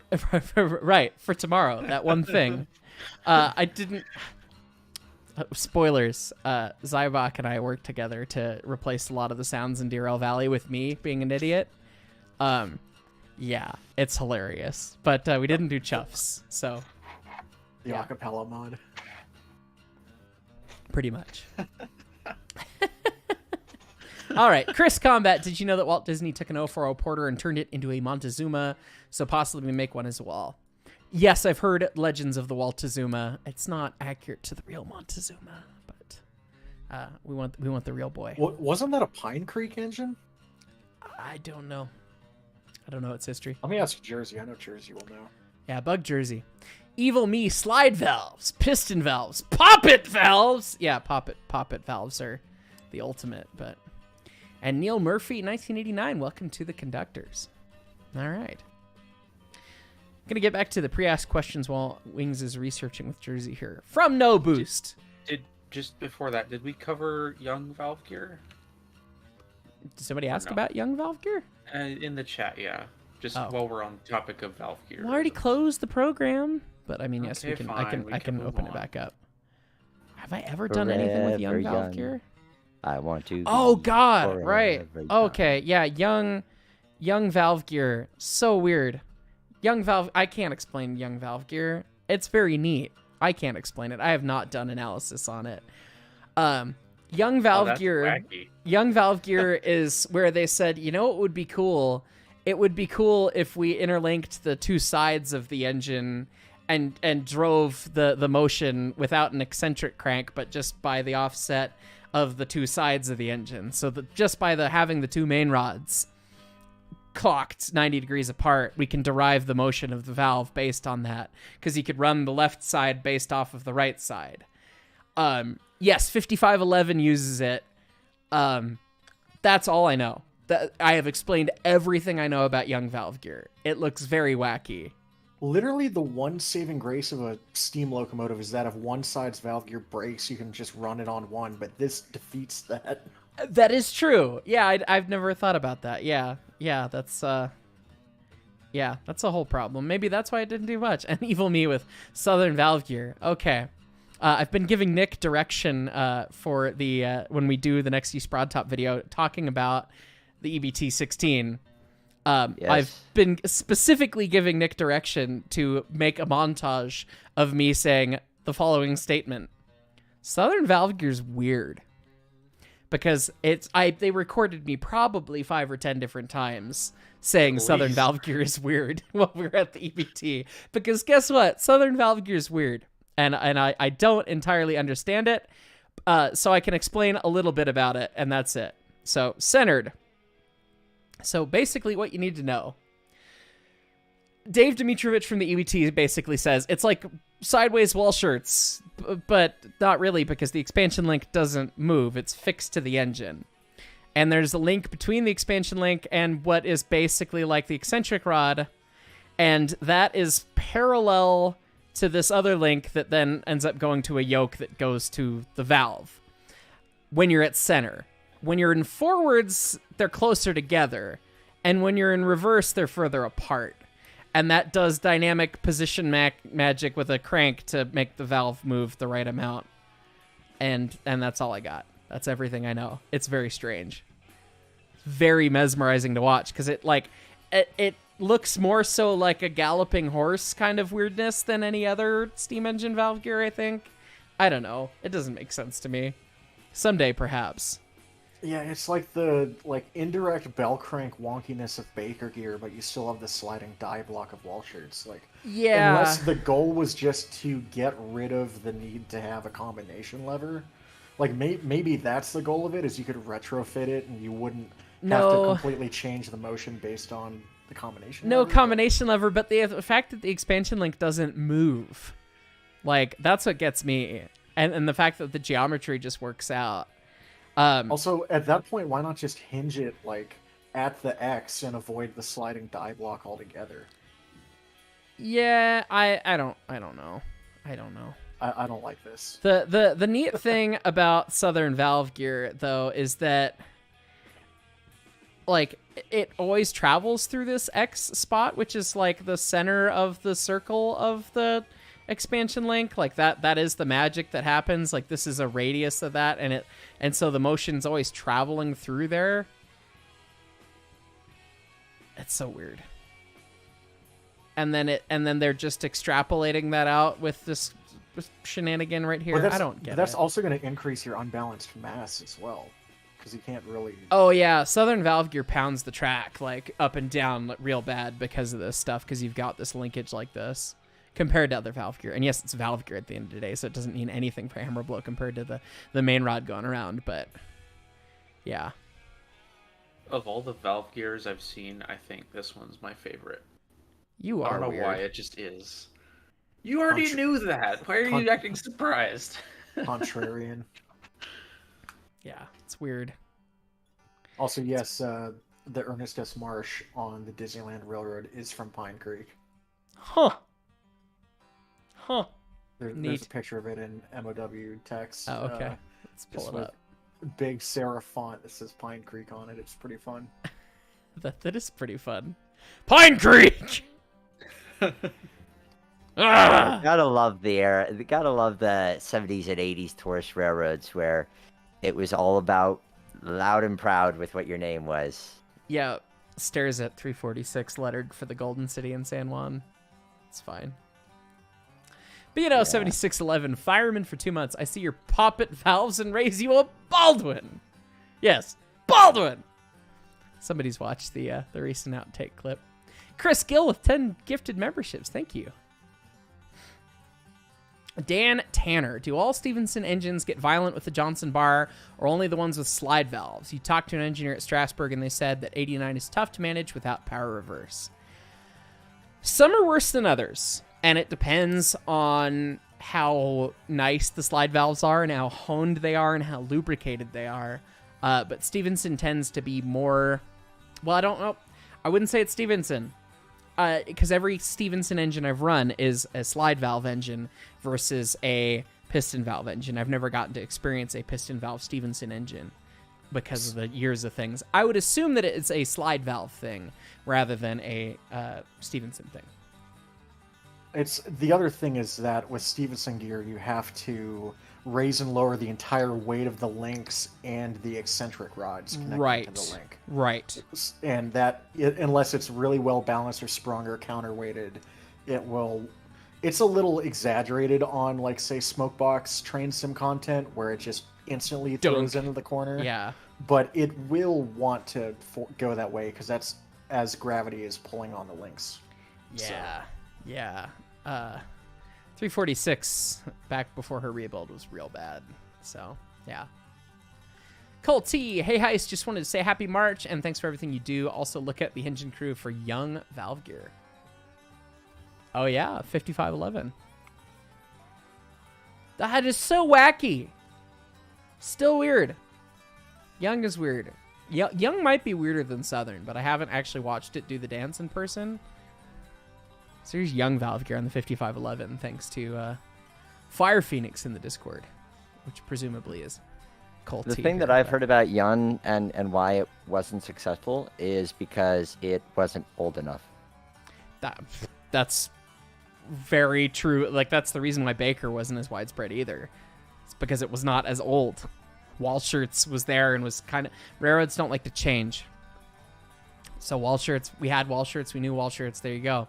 So it was more of a, we already have this thing and understand it, we don't want to learn a new valve gear? Yeah. Case in point, when I started at BNSF, and it's still probably the case, everything still ran off of a mainframe from the 1960s.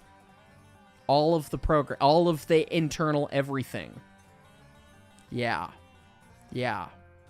We don't like change on the railroad. Mm-hmm. That is true in so many ways. John Deerboy, random thought, you should get an ES&D tattoo. I would not, if you got an ES&D tattoo, I would not know what to even think about it, because the fact that somebody permanently wants to put my shitpost railroad on their body, it's very strange, but also very flattering. That's a dealer's choice, up to you, sir. Actually, question with that, do you know anybody with, like, a Rio Grande tattoo or something like that? Eric has a ridiculously detailed 491 on his forearm. Like, very detailed, ridiculous tattoo of 491. Yeah. All right.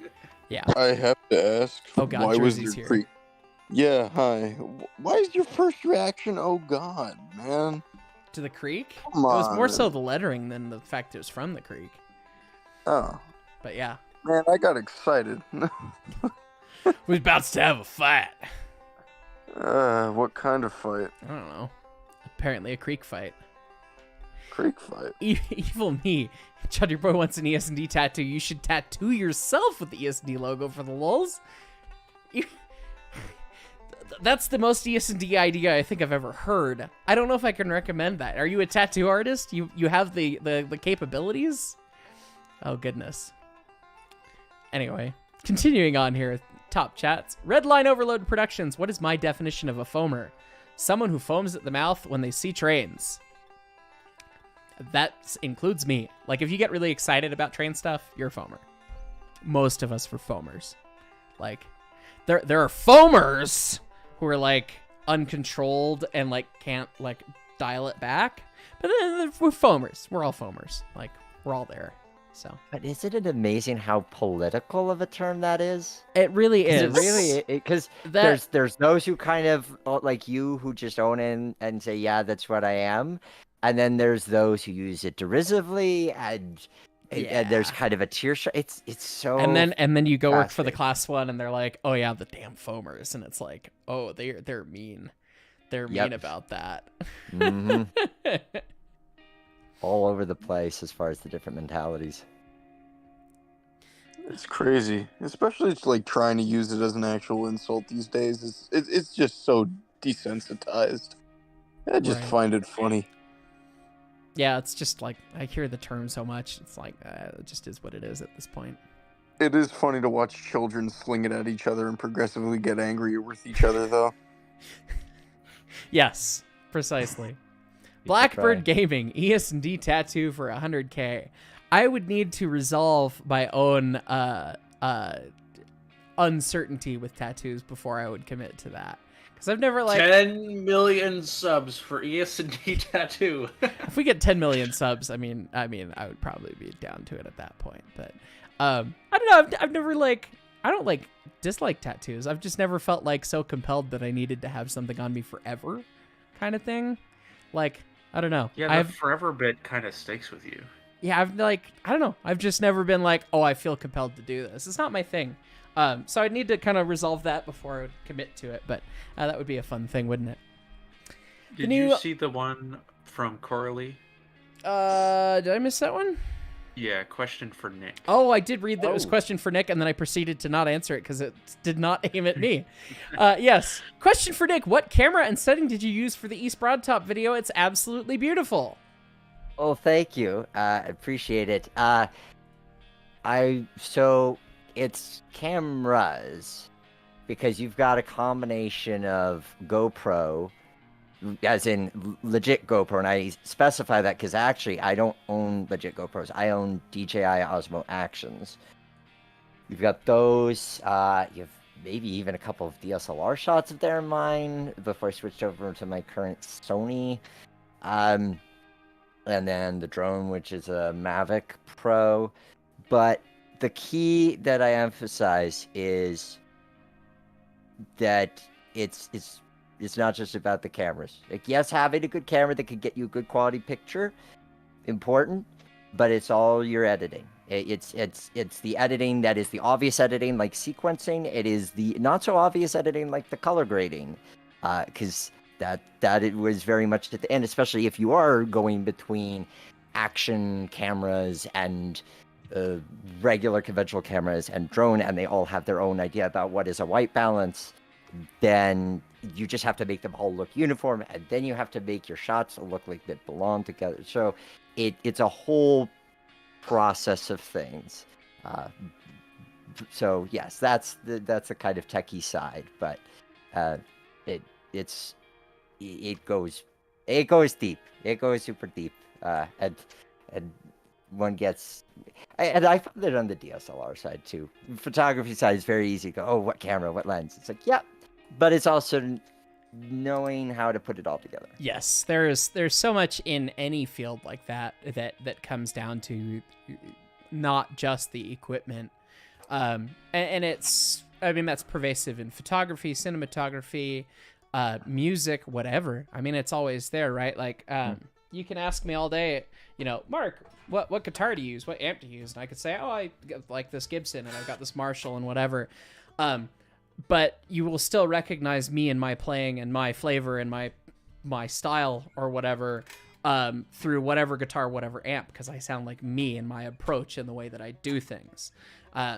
Nick took some footage from my DSLR and GoPros and stuff that he hasn't worked with, and it looked like Nick edited this video and did this thing from their expertise and all this stuff. It's not just the gear. Having good gear and getting to that certain point is really helpful and can definitely free up some challenges in many ways and make things more comfortable and allow you to focus on the art, which is really good. But it's kind of a universal thing of you need to do enough of that art, whatever it is, to gain the understanding of what you need to look for or listen for in order to make that next step. Like the biggest thing that I love about working with Nick in terms of the visual piece of the edits, not just the everything else that's wonderful about working with Nick, but on the visual side of things, when I look at footage and I look at pictures and I look at these sorts of things, I can say, oh, that looks good, that looks pretty, or maybe it looks a little too dark, or maybe it looks a little too bright or overexposed, but that's it. I can't look at it analytically and see, oh, it's got too much of this color balance, or the white balance is off, or this is off like this, or there's this thing wrong. Just like when I play my guitar, I can tell, oh, well, the G string was 2 cents flat because I've played this guitar a million times. I've listened to it a million times, and I could say, oh, that beat was, 2 milliseconds behind where it was supposed to be. Because my ears are up to that point. I've played so much guitar and done so much recording that I can do that.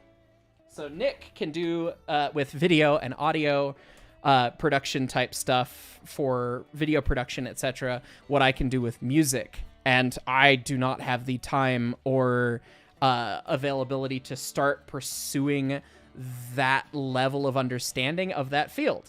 And so when it's like, oh, this is a video that I really want to look nice and is a bigger deal and everything, I like having Nick do it because I know that it's going to be kick-ass, because Nick has all of those experiences and skills to make it work just the right way. So, well, thank you. Gotta coach yourself. And well, thank you. And I appreciate your metaphor between music, because actually I'm a lifelong musician as well. And I would say more important than the camera is wow, if you want to get into filmmaking, get into another form of art, music, creative writing, because the more that you could take what you learn from one art and bring it into another and cross-pollinate your ideas, the stronger each of those forms of art is going to be.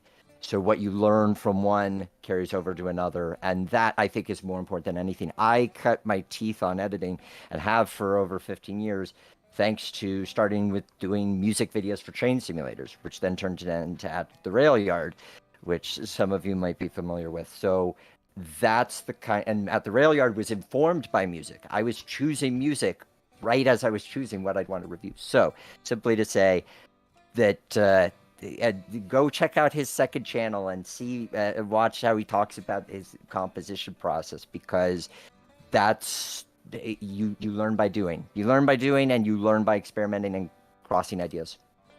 Yeah, exactly. Well, thanks, Nick. Getting back to top chat things. The new IKB 4472. Look at Caprati valve gear. It's the best. Yeah, this is Caprati, and I understand that it's rotary valve gear, and it's got cams. I mean, this is like overhead camshaft, but steam locomotive edition. Yeah, and I mean, it would be the most customizable because you're dealing with simple rotary lobes and things, so it's the easiest to set when you have inlet and outlet and vary that based on the way these things move. But yeah, that's some fun strangeness. I don't know enough to speak to it beyond that. So we've been loving valve gear today, apparently. Evil Me, actually, yes, you have a few coil units and one rotary. You've done 4 tattoos on yourself already, because yes, you're insane. All right, that is a vibe. I'm here for it. Midland 1072. What those tattoos are. Oh well, feel free and divulge or not. Midland 1072 Productions, back to the EBT for one. Maybe describe your first reaction to the machine shop, and Nick can go into what it was like seeing my reaction to the EBT. Sure, Midland. Great question. I believe my exact words upon walking into the machine shop were, holy shit. And pretty much just like that, too, because we stood outside and we'd seen everything. It's like, there's a lot of buildings. And they were starting to describe, like, oh, yeah, this was the foundry. And this was where they melted down their scrap and turned it back into new castings. And it's like, wait, what?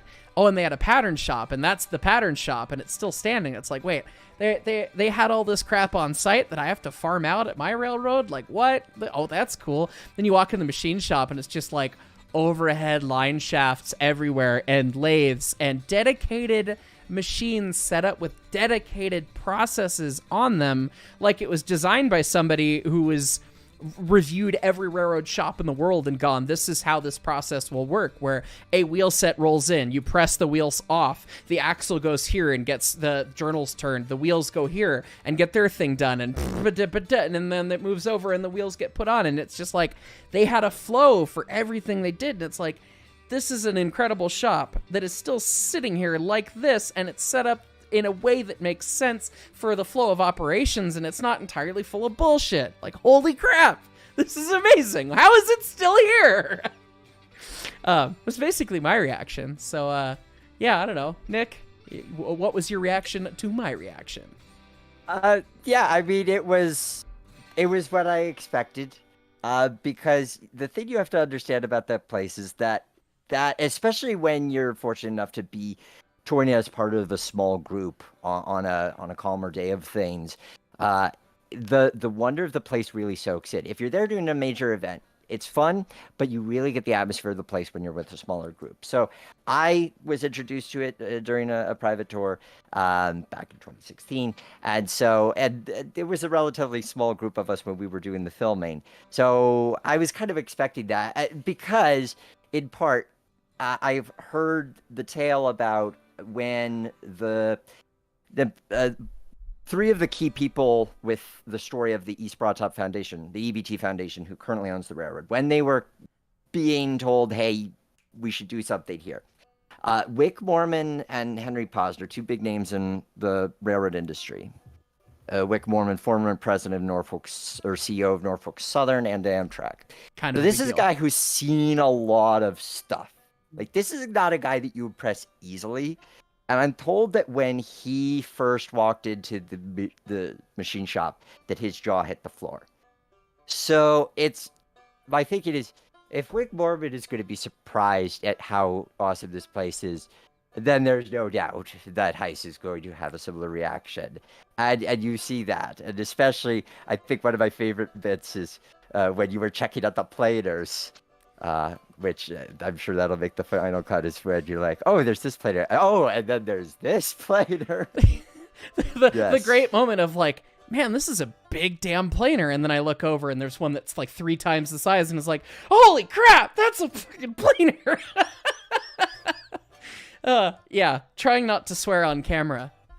Yeah, that's always a joy.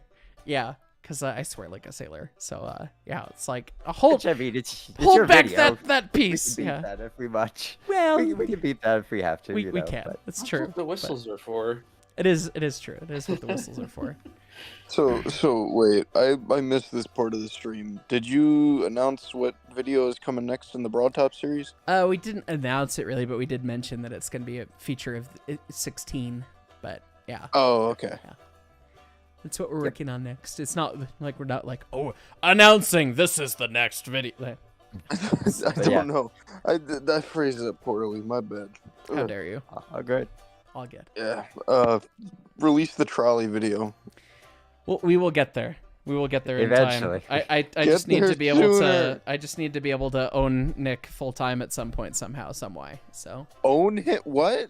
Own his time as a editor person. Time. Yes. The 13th Amendment would like to have a word with you. That's fine. It's fine. Yes. Phrasing. Unless we're using owned in a sort of video game sort of parlance of, oh, you owned me at that shot. You bested me in that moment. I was going more in the do you fear death? Davy Jones kind of, right. You'll spend an entire eternity before before the editing software. Yeah. So, Before the bird? Before the bird.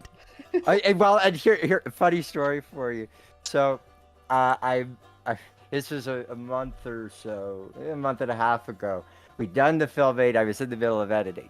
And I'm on the Train Z forums for Trains Railroad Simulator. And I have a technical question about something with the game.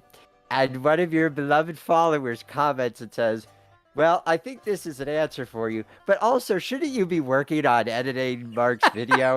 I'm like, where did you come from? where like, you have spies all over the place to make sure that I rest not one moment until that video is delivered. Are you finished with those errands? You finished with those errands? You finished with those errands? Finished those errands? God. Yeah. I somehow have spies everywhere. I did not ask for spies anywhere. I did not ask for this, but there's people like in every different Discord and forum and YouTube, and man, all of the drama gets sent to me somehow. I didn't ask for a network of spies, but I somehow got one. So yes, You're welcome. Don't worry, we love you. We love you, spies. You shouldn't have said that. Now they know. Now they know. See- That's fine. See, I manage an intense network of spies to gain all the information from everyone. It's Yeah, mickly's doing. it's There all it is. me. Yep. Sure thing. Nailed it. I'm just the fall guy. Shut up. Oh, okay. I see what it is. But yeah, speaking of Discord things, we have dropped the Discord link in the chat. Join the Discord. Say hi. Yeah. Come do things. will advance Evil Me's $5 donation there. That all of you new gifted people should go to the official Hyce Discord and enjoy the amazing community we have going on over there. It's true. There is a dedicated chat for ESD train crew and ESD engine crew members. So if you haven't joined the Discord, all you got to do is link your Discord to your YouTube. So in Discord settings, you attach your YouTube account and it'll see that you're a channel member. Then you get access to the ESD train crew or engine crew chat, depending on if you're a brakeman conductor or engineer fireman.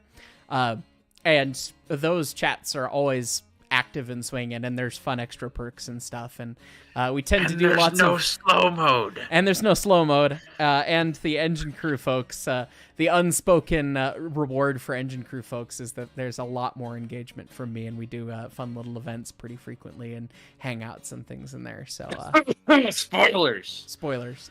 So anyway, it's always a good time, so make sure you come join us and hang out. It's good stuff. All right, Tyler Brocato, you're planning to ride on the Texas State Railroad next month in East Texas. It's a diesel excursion, but they also operate steam locomotives. I've heard of Texas State. I've never been. I had a friend that used to work there. That's all I got. Maybe someday I could get down there. It'd be fun. Vintage Renewed, you're really tempted to put ESD on your 1922 narrow gauge speeder. That has a plus 100% chance to derail, like, modifier that add, like, in the RPG stats when you do that, so careful. My mom pissed upside down. That's a name. Let's go, Hyce. Also, my name is what it is. All right. Vibes, man. Oh, goodness. Still catching up on these top chats here. Oh, boy. Oh, God, we are behind. Okay. Jordan Freeman, do you like Radar did when he got a tattoo in an episode of MASH on your butt? I mean, I'd have to put it next to the BNSF one that is still healing from when they branded BNSF on me when I became management. Corley, thank you, Nick. And second, which EBT loco do you want next? Well, we're getting 15 next, aren't we? Whether or not what we want. Next. Is it? Yep. Yeah. You know what? No, we're getting 11 next. I'm going to be building it in my garage. Yes, let's do that one. We want that one. Oh man, there were so many fun times that when I was when I'd go to friends of these broad top work weekends and we would be digging around, we'd joke that we found a piece of 11 spoiler buried somewhere. Because for those who are in on the joke, don't do me like that, Nick. For those who aren't in on the joke, EBT 11 was the last steam locomotive that the railroad scrapped in the 40s. And so, but it's kind of unclear as to where or who did it or the exact date. So there's this, the legend has it that maybe it still exists. Actually, the true story, there is a boiler that is now a culvert. Huh. I'm sorry, wait, what? There's a boiler that the EBT junked and turned into a culvert. And I want to say either Mount Union or Shade Gap branch. I'm forgetting which. I think it's Shade Gap branch. It still exists. I remember Restore the culvert and run it on the main line. On the main line, yes. I think that was off of Engine 7, I believe. It was off of one of the old 280s. One of the supposed to be, but not quite, DRG boys. Yeah. Right. Yeah, one of those. Right. Carmen Bay Lines, when will you do another model railroad video? HON 30. I assume you mean HON 3. We almost live streamed at Layton's last weekend with his layout, because his layout's progressing a little bit. And Layton knows that we want to do another video there, so it's on the docket. We'll get that going soon. And I still have an ON 30, or not ON 30, an ON 3 video to do to finish at Norms, but he wants the layout a little bit further along to finish the last piece. So I've had like a bunch of awesome time-lapse stuff filmed since November that's just occupying space on a hard drive. So we'll get there at some point. Farm Shop Chronicles. So if the EBT were to wreck a car and make a new one out of its scrap, could they number it the same? They certainly could. A lot of railroads did if they wrecked one and just renumber it, whatever that was. Some railroads that were insane, like the Pennsylvania Railroad, were like, yeah, we took that number out of commission, so we're going to put that number on this engine now. And so the numbers don't make any sense. Look at the numbers of the K4s. 1361 and like 3700 or something. Like there was a both 3750 is the second survivor. Yep. both There was like a the whole same bunch. engine. Like what? Yeah. There was For like the jump from, I think the lowest numbered one was like 7, 1, something like that. It was single digits. Good And then the God. next lowest was like 68 or I don't know. For It's the- impossible. for the EBT shop tour, didn't he say that they built like 250 something 3-bay hopper cars? Yes. Dang it! And I'm copper cars. Copper Come Hearts. on! I Copper think Hearts. total. I don't know that it's just the 3 bays, but yes, 250 thereabouts hoppers, of which many of them survive. You know that you're a legit 3-foot tourist railroad when you have an EBT 3-bay hopper in your maintenance of way fleet It's for very, ballast or. very true. Yeah. I love the fact that one made its way to Hawaii. They're one in all Hawaii? over. Yeah. The Oahu Railway. They had an EBT hopper. How did yeah. it get there? We had one. I have plowed snow with an EBT hopper behind me at the Colorado Railroad Museum. We had it up on loan from the Cumbres and Toltec when they were doing track work for us with their tamper and everything. And we had 2 foot of snow, and we had to plow the railroad out. I think the Association of Tourist Railroads was out that week, and so we had to clean out the railroad. And it was just me, my boss, and one of the guys from the CNTS.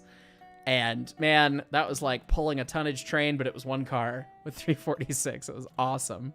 But yeah, ballast hopper behind us with a tie wedged in front of the wheels to be the flanger.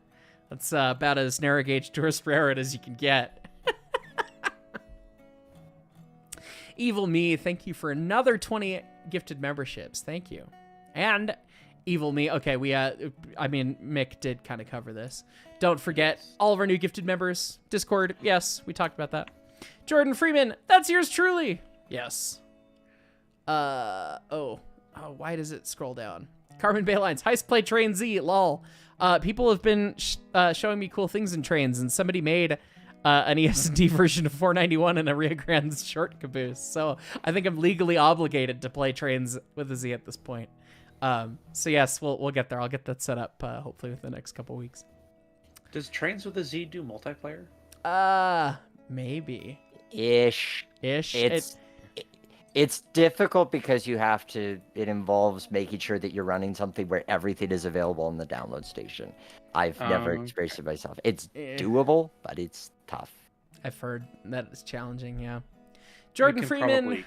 It's Dan to show us how to do it. It was me who told Nick to get back to work on the EBT video on the trains forums. It was Jordan Freeman. We have a spy. There he is. Okay, I wasn't gonna name themselves. names, but Jordan, yes, thank you for keeping me honest. Oh goodness. That's funny. I've seen some questions out there. I've seen it come up in chat a couple times, most recently from Random Snick.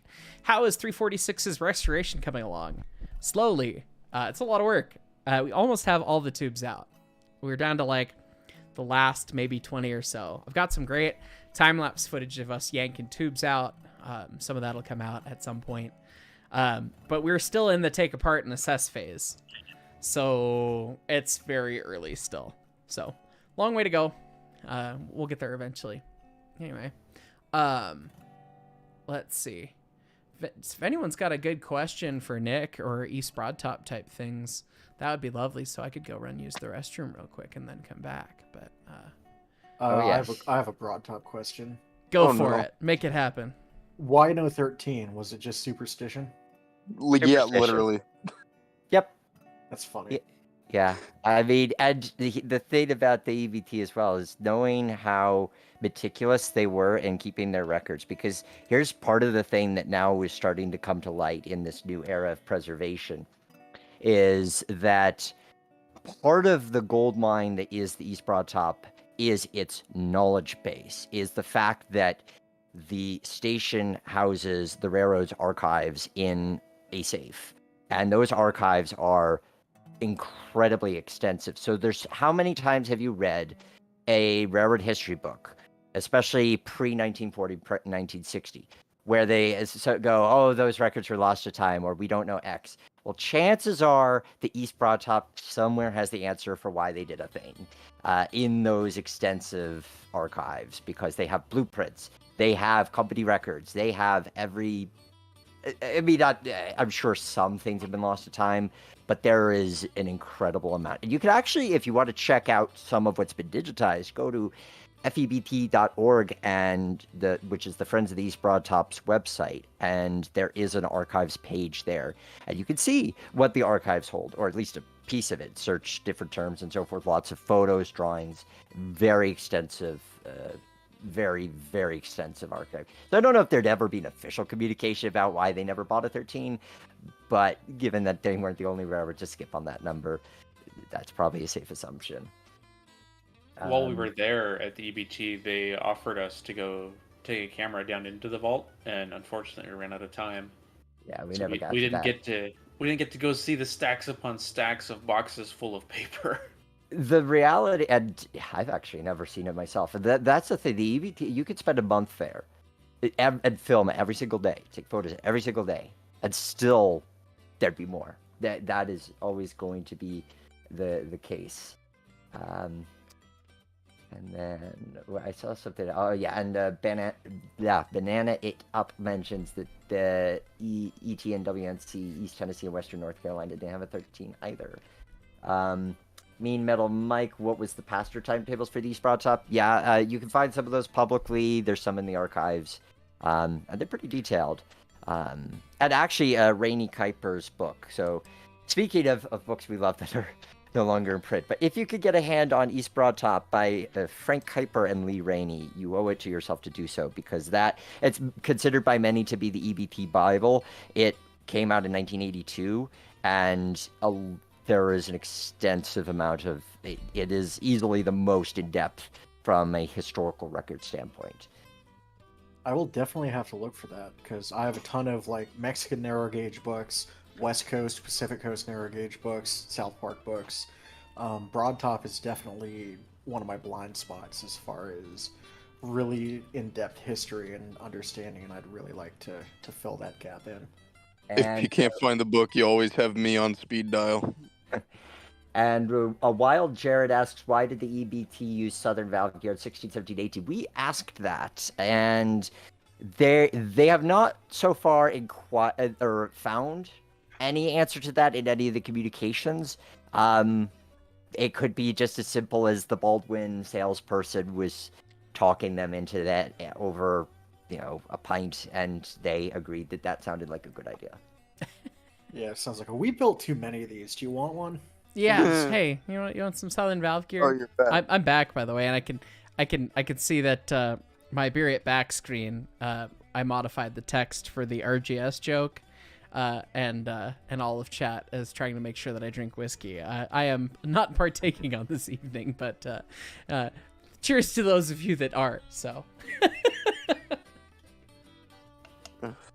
God. Anyway, sounds like I was missing some interesting conversation. So. Yeah, broad topisms, Yes. One can never have too many a lack of interesting conversation when Indeed. it The top is too broad. We gotta go narrow. What is the ratio of east to broad to top?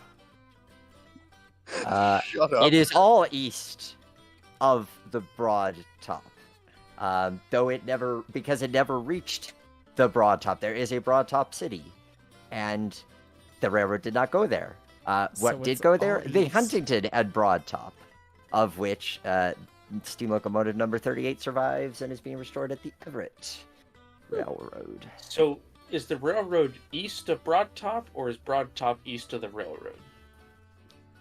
Broad Top Railroad's is actually east. west of the railroad. The railroad is east. Yeah, east of Broad Top. It's a bit of a also, misleading name, isn't it? while we're on the name game front, there was a branch that came off that went north and was going to connect with the ill-fated South Penn Railroad, aka Vanderbilt's answer to the Pensy crossing the Appalachians. It was Vanderbilt trying to do the South Penn Railroad and failing, and it becoming the Pennsylvania Turnpike. Huh. Hey, I've been on that road. I mean, it was It was a What's funny about the South Penn, and I didn't know this until a few months ago, is that the B&O actually did buy it after it had already been abandoned once with the intention of building a line into Harrisburg, and they just also never did, so it went from railroad to nothing to railroad to nothing to turnpike. And I really think that's kind of funny. Davey Benjamin wants to know if I've seen 4449. I actually have, but not because I've gone that far west to see it, but because it went to Michigan. Once. Yeah. Yes. A Daylight in Michigan. Train Festival 2009. Man, those train festivals were the bomb. They were cool. Perhaps someday we can have Foamer Mecca events again. Oh, that'll be 10 years from now when it's good. It's going to be a Hyce Presents kind of deal. I feel like we can dream. I feel like the Great Western Steam Up is the closest we've come to that in a very long time. Definitely, yeah. By what I gather. That I was so bummed I couldn't go. Foam Fest of insanity. Yeah. The next thing would be Railroading Heritage of Mid-America getting everything that they have running, because they got that QJ and the Challenger and the 5511 and the 261 and all this other stuff that I'm sure is in the area that they could probably bring in. That would be fun. Yeah, that would be really cool. We need to let you get back to your January. We should try and get through some of the January questions. Yeah, because I am gonna have to edit a video for tomorrow, which is very important after we're done. Although it's a short video, so it'll be pretty easy. And I got to coordinate some things with the 3/4 of an Idiot for the train show and all that. So we're gonna have to jump off here relatively soon, but we do need to get through some more questions. So. If you want a couple from the live questions, I do have some that are quick. Sure, let's do those. Okay. Do you want a good question or a funny question? Yes. All right, funny question first. From Brandon, last name I can't pronounce. What's the difference between a coal firebox and a wood firebox? Wood firebox usually more deep. That's Also tends to have fixed grate rather than a rocking grate. And they usually have dampers, and coal burners in the States don't usually have dampers. Although that's different across the pond. But yeah. So that's a great question. Yeah. Nuance difference. You could burn coal in a wood box and wood in a coal box, but it's not optimized. I thought they were the same. Nope. Your firebed when you're wood burner is like feet thick. And your firebed when you're a coal burner is like 4 inches thick, maybe 5 inches, maybe 6, depends. So very, very different setup because you don't want to be drawing cold air and you also need the fuel to exist. And when you're working a wood burner, like full noggin, yeah, that wood just goes and is gone. So. Okay. Then one more and we can go back to the other questions then. Sure. When you're re-railing a locomotive, what do you use for attachment points? And this is from Austin. For attachment points? For like grabbing the engine? Yeah, for like a crane. Like what do you attach it to? Oh God. Just the frame? You're having a bad day if you're using a crane. Usually cylinder saddle or strong points of the frame, the same places where jacking locations would be on locomotives. So frame ties, coordinated places of the frame, cylinder saddle, under the smoke box tends to be common for like strapping kind of stuff. But you almost never re-rail like that. You're almost always pushing it up some sort of ramp. You build ramps out of oak wedges, or you have butterflies that are designed to re-rail equipment, and then you pull the equipment up the ramp and on the track again. You're very seldom using the crane unless you've really had a bad day, which definitely happened and happens. And good God, the railroad needs to stop putting trains in the dirt. Yeah. So in terms of dragging it back, then would you just hook to the same spots? Grab the knuckle.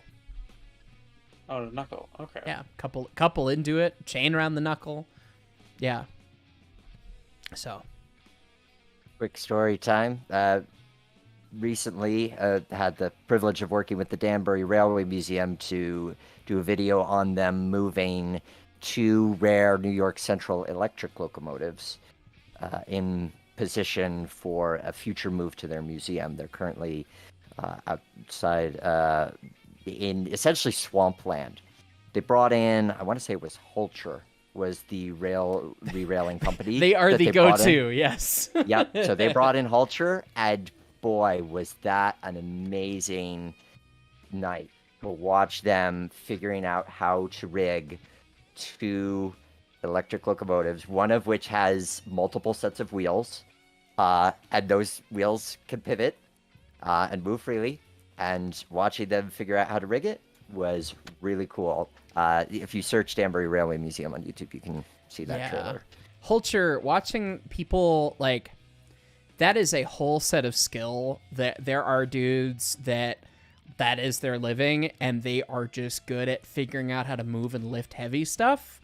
And it is impressive how well they can come to one of those situations and figure it out. And the people that work at Holcher are like that.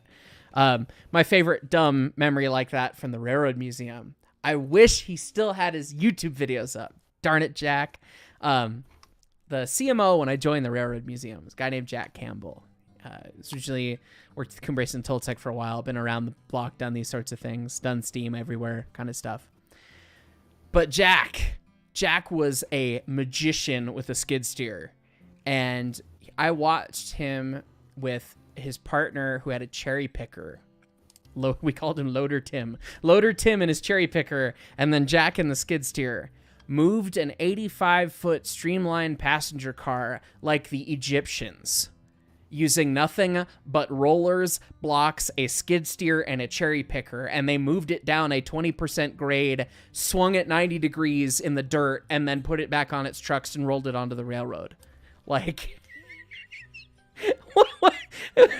He used to have videos of it on his YouTube. Jack. Mad Jack. Yeah.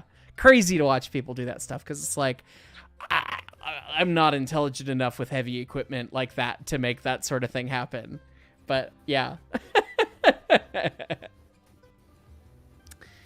Okay. Is that the last of the questions you had, Mick? I have more, but I'd rather get through the January ones. These ones are We should mostly eventually generic. Yeah, we should get through, let's get through at least a page of these. Okay, from No Boost. With you being involved in the preservation of steam, and with the fact many classes / models of locomotives were lost in modernization and other factors of the time, what would you say are the top 3 locomotives I'm upset were not saved? Oh God, everyone could have a different answer for this. And Montezuma? It's heavily personal bias. Montezuma, like, I understand why they got rid of Montezuma. It's a bummer. Like, why don't you save your first locomotive? But that's true of many railroads. Would Zuma be on my top of the list of things that it's a shame that it was, like, cut up? I don't know if the Zoomy Boy would be on that list. It might be. I love the Zuma. I love the cute little engine that it is. And it makes a great project to be a thing as a potential for us to do. But yeah, the Rio Grande, I mean, you could pick all the Rio Grande stuff. The fact that they scrapped all the standard gauge crap, like, there you go. Pick any 3 of those. The big Northerns on the Rio Grande were awesome. The L131s were awesome. The L105s were awesome. Yeah. So Jersey can chime in on this one, but there was a dude who owned a ton of locomotives, and he died, and the family scrapped them all. Oh, Louisiana Eastern! Don't get me started on that. No, oh god. No further derailments of the stream. Nether Guardian asks, have you heard of the AT&SF flexible boiler mallet locomotive? As an engineer, how bad is this, and is it worse than all of the geared locos combined? You assumed it's terrible, but you just want to check. I have heard of this thing. So it's called a flexible boiler, but it's not, like, truly flexible. Like, the boiler is not flexible in that it's one whole boiler. It was a boiler with a reheater in the front, and you need to ask Dusty's friend Jimmy from the COG about this thing, because he knows all of the Santa Fe everything. It didn't work out that great for him. So it's less terrible than you'd think. Like, the boiler is not literally flexible. It's 2 different pieces, and they're, like, hinged. So it has some realm of sanity, but it's pretty stupid. So, yeah. What? So it's like a rail, like a light rail vehicle? I mean, kinda, but it's a 210-10-2. So it's a bendy bus, but a train. Yeah, kinda. A little bit. It's weird. Wacky. Yeah, they're wacky. Let's see. Simpson music and productions. What is the most unique / unusual locomotive you know of or have ever seen? In my opinion, that is not the Holman Horror. God, the Holman Horror is pretty bad. Unique, unusual that I know of or have seen. God, you guys have shown me so much cursed shit. I could not even begin to actually provide a real answer to this because the amount of awful crap I've been shown. Yeah.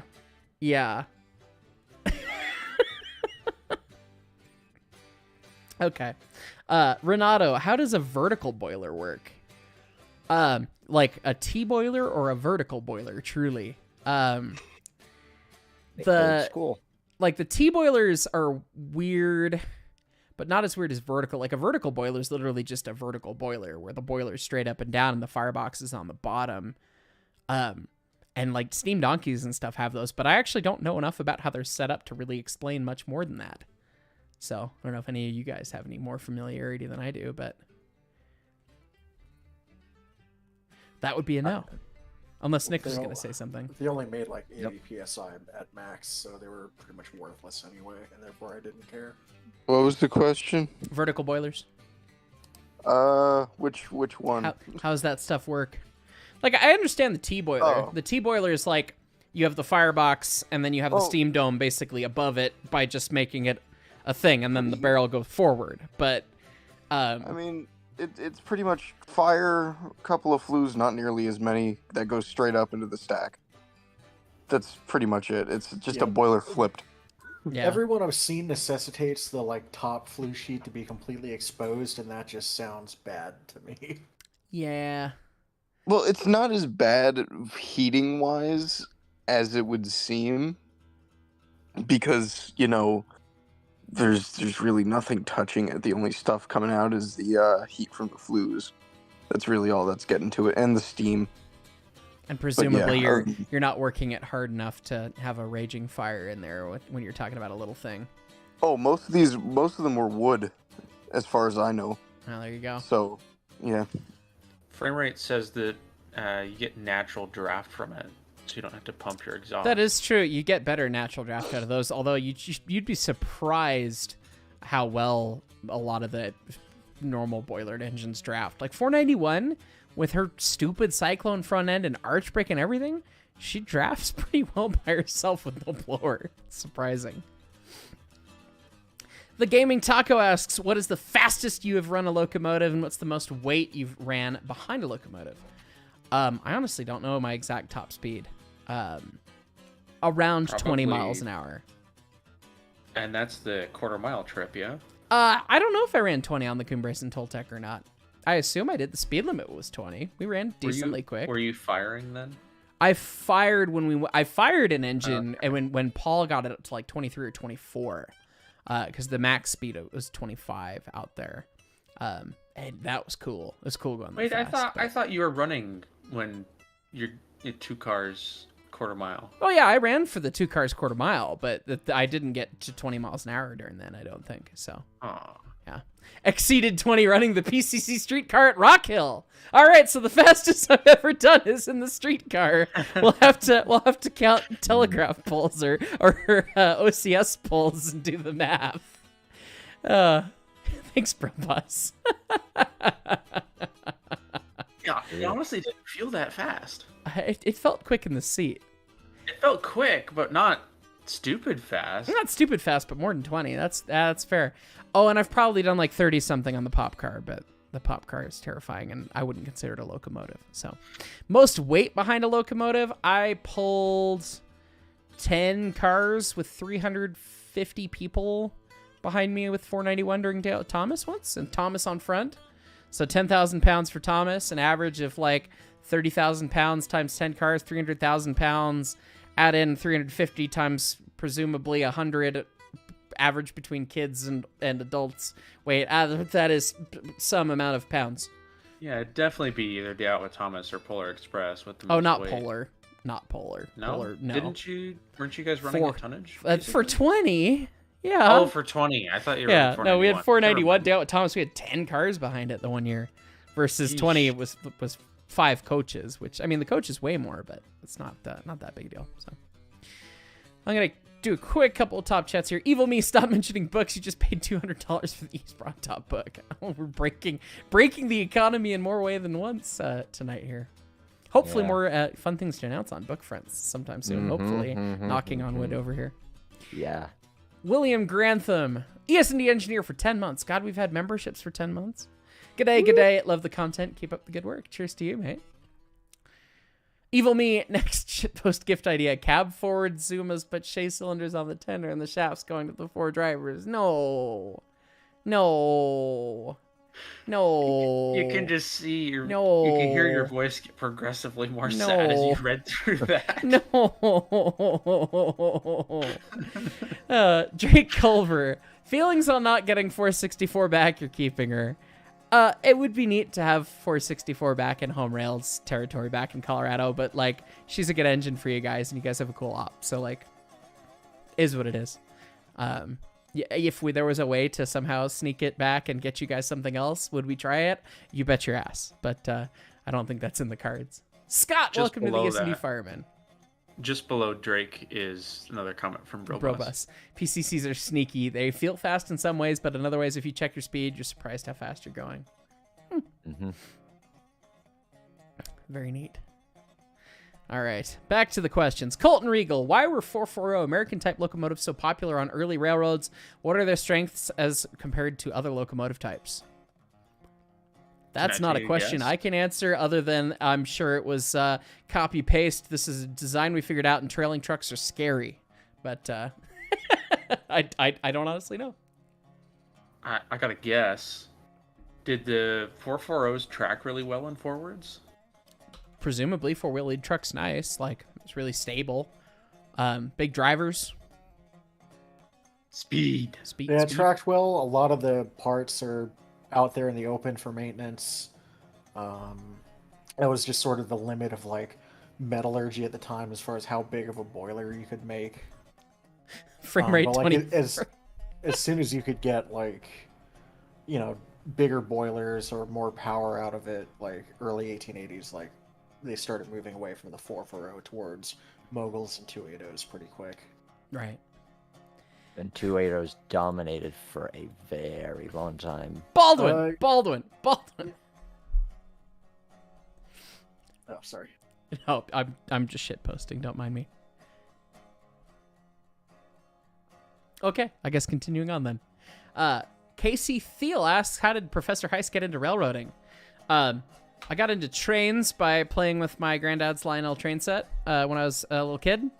He had a huge setup on the basement floor, and that's going to be a whole video at some point because I had someone on the channel member list sell me a Lionel ZW at a pretty nice discount.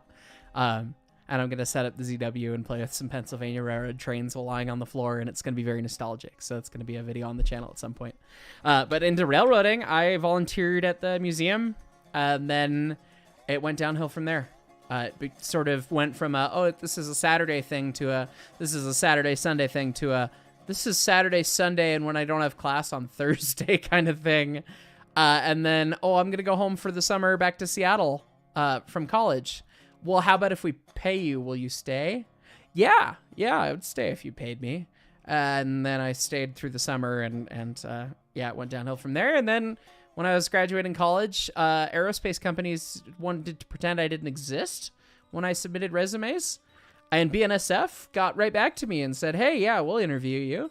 And Strasbourg also interviewed me right away. So it was like, well, we're doing railroading. It just depends on which flavor we're going to do. And the Strasbourg gig wasn't going to work out just with the way my family was sitting at the time and stuff. And so I went to work for BNSF and did that for a bit. Did the transit thing for a bit, and then I realized I wasn't really happy in Seattle and wanted to come back to my idiots and the trains out here, and it's been awesome since. So there you go. So you say it's going downhill, but all the graphs are going up. All the graphs are going uphill. It's a joke. It's a very much a tongue-in-cheek kind of joke. Yeah.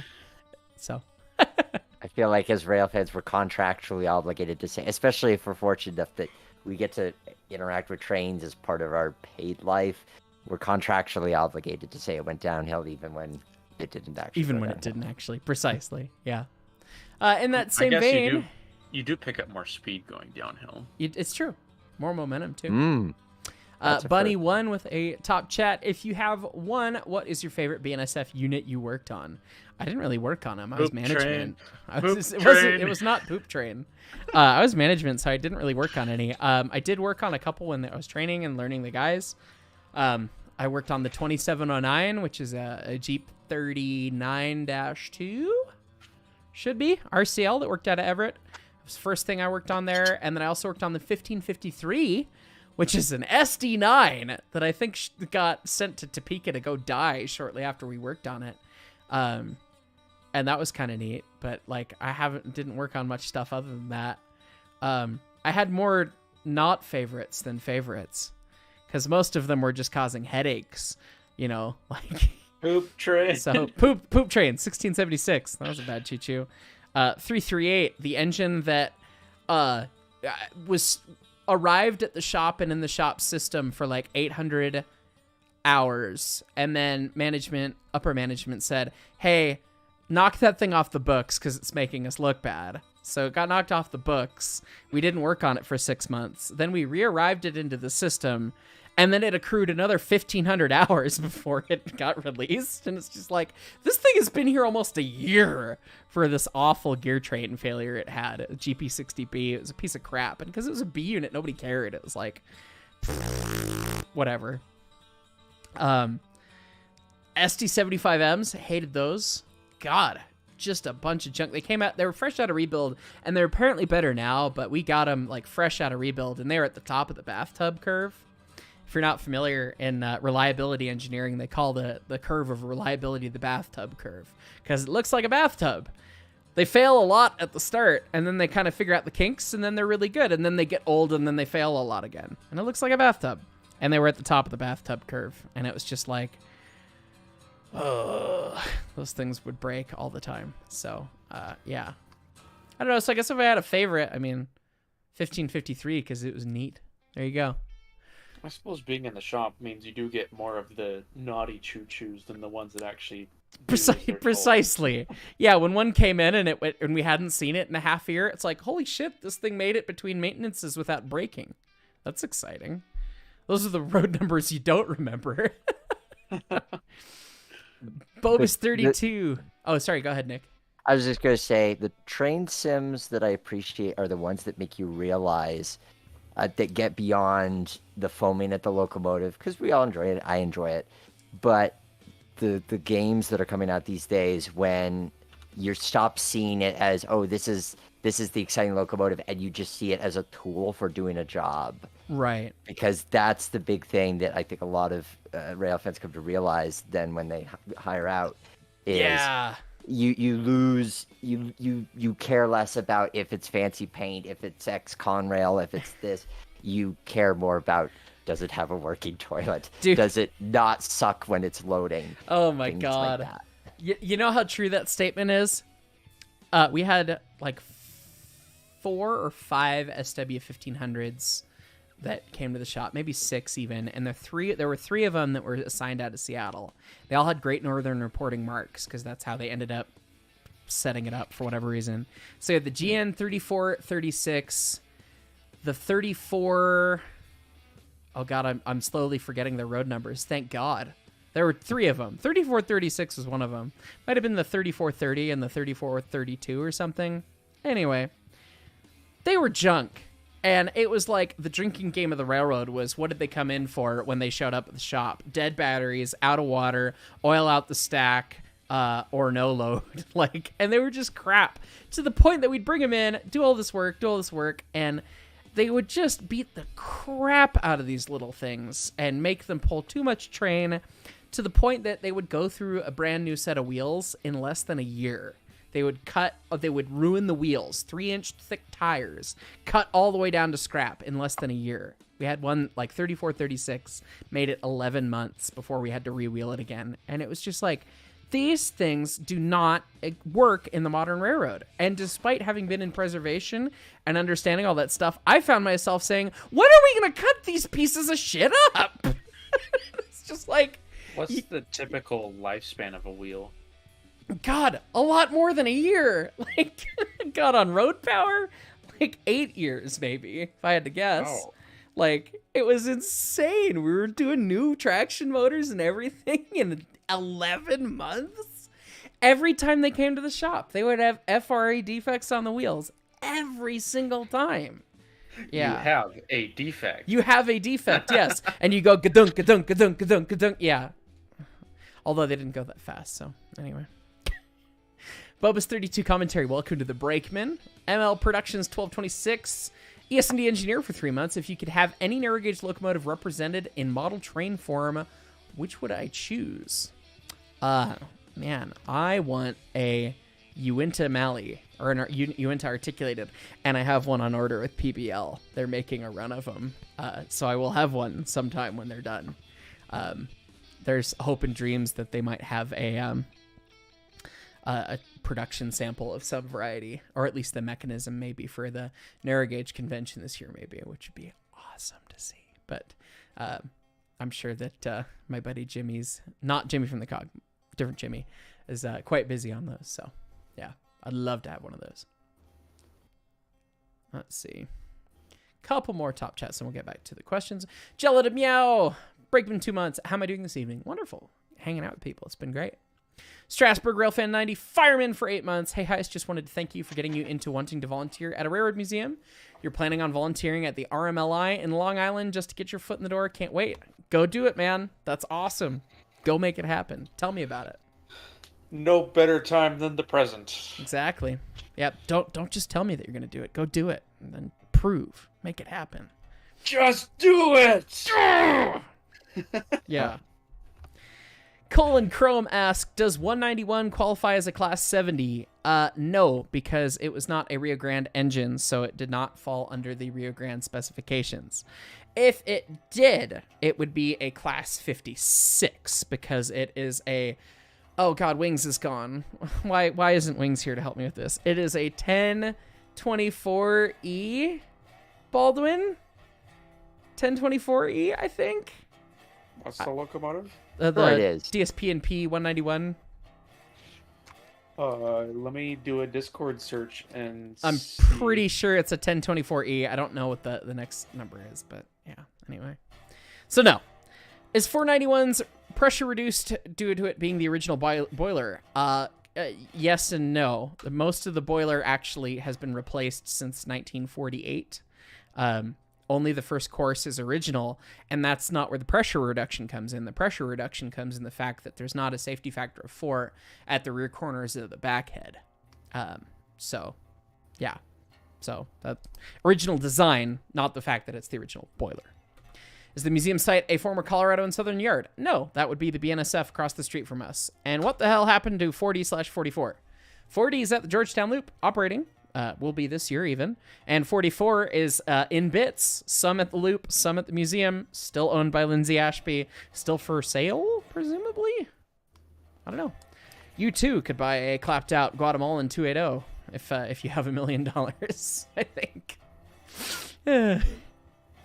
Michael Ramsey, what happens if you put a bunch of popcorn in a steam engine's firebox? Just how explosively will it pop? We need to try that. Science.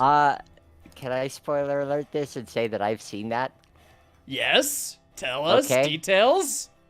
So, Lakeshore Railway Museum, 2012, I want to say. There's a tank engine called Viscose 6. Worked for the American Viscose Company in Roanoke at one of their plants. Switcher, now owned by a guy named Scott Simons, that tours around the eastern U.S. At different tourist railroads that want to have a little bit of steam, so they get an 040 tank engine on a truck. Because he also owns a trucking company. How convenient. He brings it to the Lakeshore Railway Museum, which is in Northeast PA. That is the town name, Northeast. And they did two cool things with it, food-related. Number one is they hooked it up to a steam bath so that you could have corn on the cob prepared by the steam from the boiler. And the second thing is that they stuck a bag of popcorn in the firebox. I am pleased to report that then about 5 minutes later, the locomotive started spewing little pieces of popcorn out of the smokestack. But because nobody has video evidence of that, you can at least show what that looks like on camera, if they're totally cool with cleaning out the kernels after the fact. And I can even say I tasted one. I won't spoil what the taste was like, so you can have that experience. Probably gross. via If Hyce. we can send popcorn out the stack of a bigger locomotive, I would be impressed. I could also see Jeff vetoing that, but he might not care. I don't know. We'll see. That it- Sounds it's like a been bad done before. idea. Why would you Joyous. adjust that? Because you Nobody have lives to say forever, that man. you've done it. You Precisely. have to, yes, you have to say you've eaten steam popped popcorn. Steam locomotive We're popcorn. gonna have to try that one. It's gonna be a K37 kitchen coming soon near to you. Evil Me gifting 10 more memberships. Good God, man. Thank you. The economy is broken. Evil Me's he's just Tattered. feeding them in here one by one next.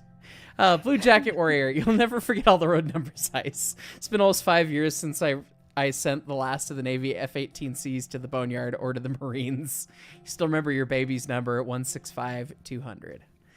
Yeah, God, I remember so many of the road numbers. Too many. I could probably compile a decent list of a lot of locomotives we saw regularly for service. I'm sure that is some sort of Spectrum type talent or something, but yeah. And Evil Me, There's- 1, 2, 3, 4, one at a time. Thank you, Evil Me. I think the thing that Blue Jacket's getting at, it sounds like they liked that one with that particular number, and like realistically, you're never going to forget 491 or 346 or Oh 20. God, no! Literally Like, never. it would just be impossible. Yeah. Honestly. Yeah. Evil Me, forgive me for I've gone insane and your annoying sits. Cheers to you. That sounds fun. Anyway, Richard Lintermoot, do you think UP would bring back the last 9000 class? Judging by their other preservation decisions, no. John Doe, would you say working narrow gauge is more dangerous than working standard gauge? No, they're probably equally as dangerous. A firebox can be converted from burning wood to coal or oil. Can a boiler be converted from using water to some other liquid? What other liquid would you use? Presumably?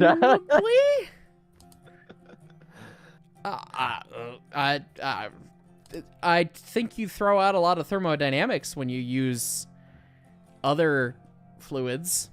I don't know what you would want to use.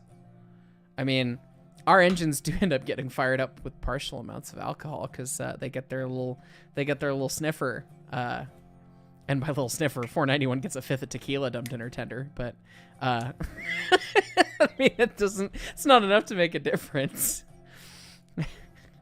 Anyway, What, does it help with the boiler treatment or something? no, that's just funny.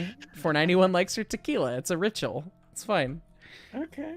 Sounds expensive. 20 likes whiskey, and 346 likes gin. That is canon. That is museum lore right there. All right. Museum signal and crossing maintainer. What are some locomotives I would want to drive? I don't know. I would want to run something standard gauge. That'd be fun. I haven't run the only standard gauge that I've run is the PCC car. Oh, that's a good point. That's the first standard gauge piece of equipment that I've run. That is, yeah, because I haven't run the Trackmobile at the museum. Yeah. No, that's a lie. I have allegedly run a GP39-2. Allegedly. Allegedly, I have run the BNSF 2754. Allegedly. You can't confirm it. Nobody who was there that night works for the company anymore. You can't prove it. You can prove nothing. Yeah. So, second thing was the PCC car. It's fine. Train Bandit, please do more music. Also, have you heard about the short line Magma, Arizona? Do you think their number 5 could be restored? I have heard about it, and the 5 could probably be restored. It ran vaguely late because it was in. That's the engine that's in the other engine that's in Emperor of the North, isn't it? So 6 is better. yeah, I imagine that could be a thing. Dave Foster, do an evaluation of other states' narrow gauge locomotives, such as the DNRGW K36, K37, compared to the East Broadtop's inside frame 48-inch driver locomotives. Is it apples to oranges or beers and thumbs up? Lots of emojis. Oh, cheers, Dave. The Broadtop stuff is so weird, having seen it in person now with 48-inch drivers. Still a fair amount of attractive effort.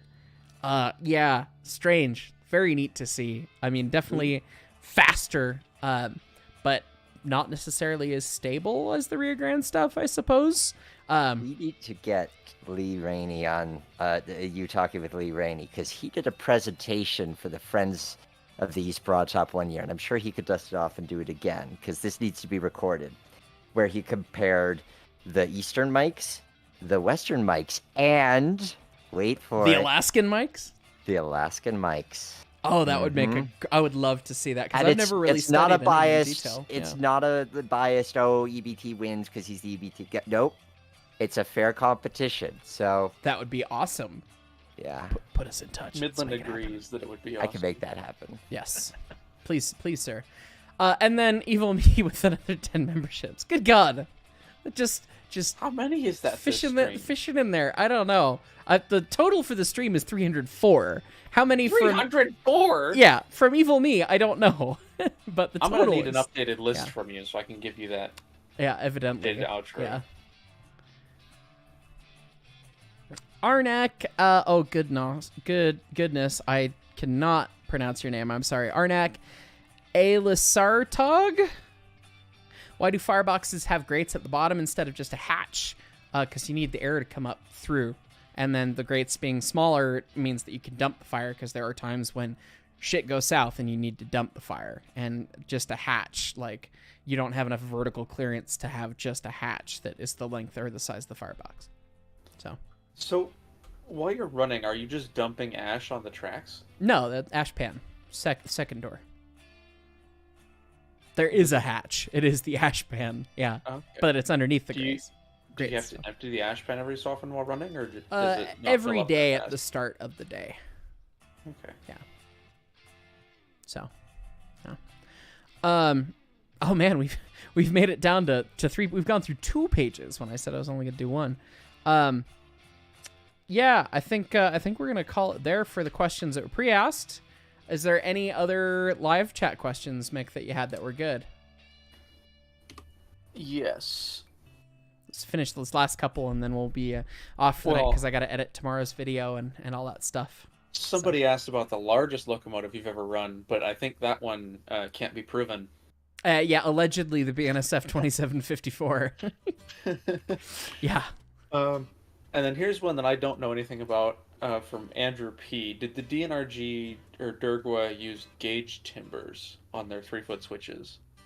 I don't know what a gauge timber is. I've never heard that before. Like, yeah, I don't know specifically what that term is. Like, we had ties, and there's gauge rods and things like that, but a gauge timber, I don't know. I was wondering if he's talking about the super long ties that you see on switches. Switch ties with head blocks and everything. Yeah, I mean, we use those for sure. But I don't know what he means other than that.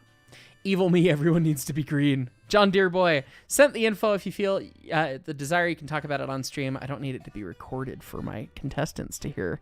Not that they'd probably be watching or rewatch this, but thank you. And also 12 string to end the night. Okay, we haven't done music on a stream in a minute. We can finish with 12 string. We could do that. Anything else there, Mick? One more from...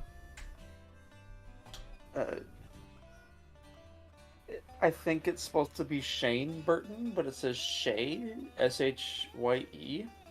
Okay. S-H-A-Y-E. And it's asking about what's your opinion on triplex locomotives? They're cursed. I'm equipped to answer this because I just finished reading The Virginian Railway by H. Reed, and Yeah, yes. he mentioned the Virginia Railroad. So the Virginian liked their Malays. They liked big power because they were hauling coal and lots of it, up some big grades and around some tight curves. So they said, hey, I think it's Baldwin who said, hey, we could sell you on a 2-10-10-10-4, and it's going to work great.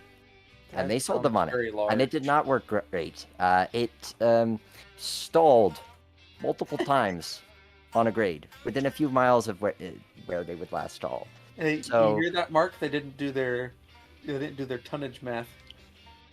Well, they didn't do their more like their fluid and thermodynamics math. So that engine got pieced out into two smaller engines, a 2-10-10-2, no, it wasn't a 2-10-10-4. It was a 2-8-8-8-4. But it was a 2-8-8-2 and a 2-8-2. Was the end result of that experiment. So you say they didn't do their math, but was it just not producing enough steam to feed the 3 sets of Yep. drivetrain? Yeah, I mean, by the time it was getting to that third set of drivers, there was just nothing left in the tank, so to speak. Plus, you didn't have any traction on it because your weight is contingent on how much weight you have in the tender. And your Yeah. tender is supposed to get lighter as you're using stuff from it. So those drivers are kind of worthless. So yes, not a good day for the Virginian or the Erie. The Triple X's were a bad design. With that, I'm going to sign off. Yep. Before, well, Mark does his musical sign off. So, thank you for having me, and I will see you all again. Why, thank you, Nick, for joining us. Always good to have you on, and it was great to have your input on some of these answers and all that stuff. So, thanks for joining, and we're gonna play a little rock and roll now, boys.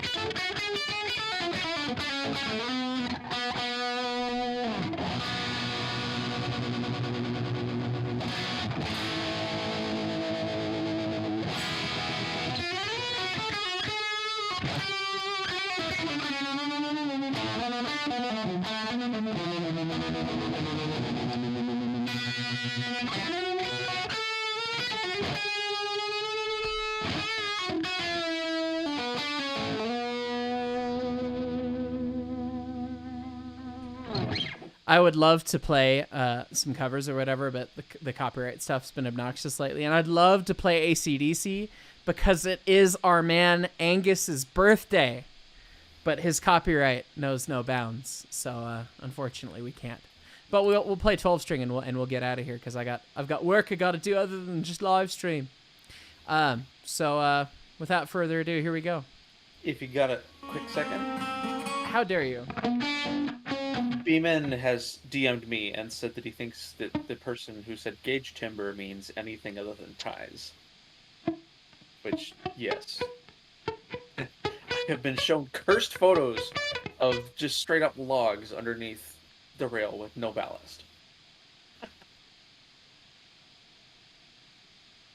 No, we were a sensible railroad on the Rio Grande, thank you.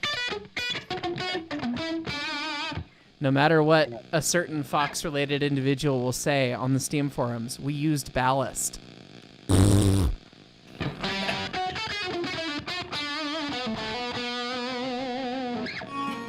I'm gonna sign off on the call then. I'll be in chat for listening.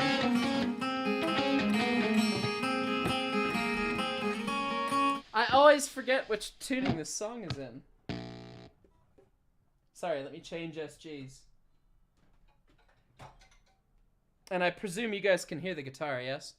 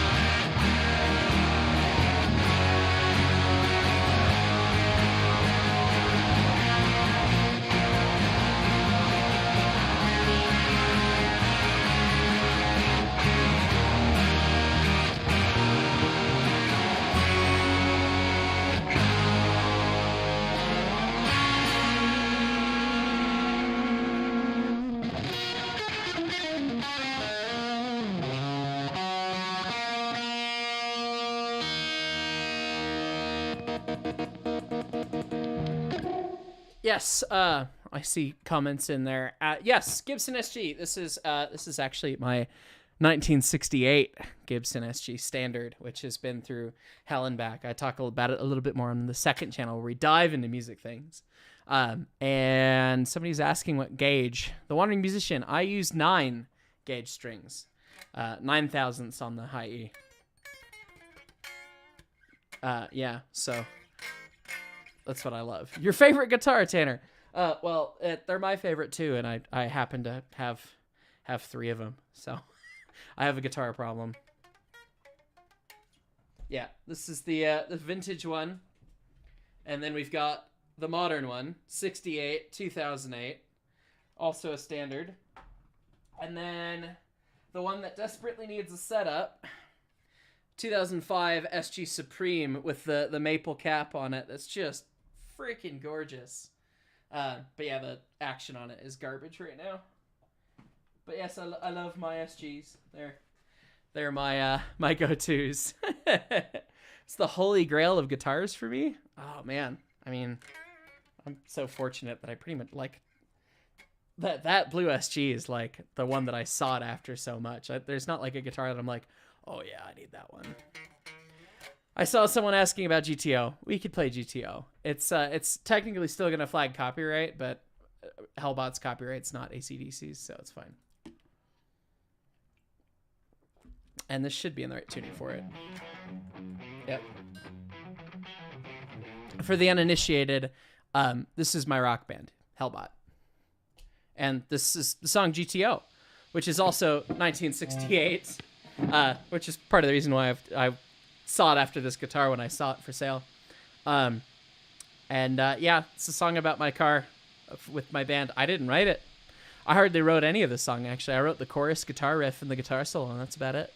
The main riff was my drummers, and the lyrics are all the singers. He's like, GTO's badass, man. We got to do a song about it. It's like, okay. And then he wrote it. It's like, oh, that's cool. So, anyway.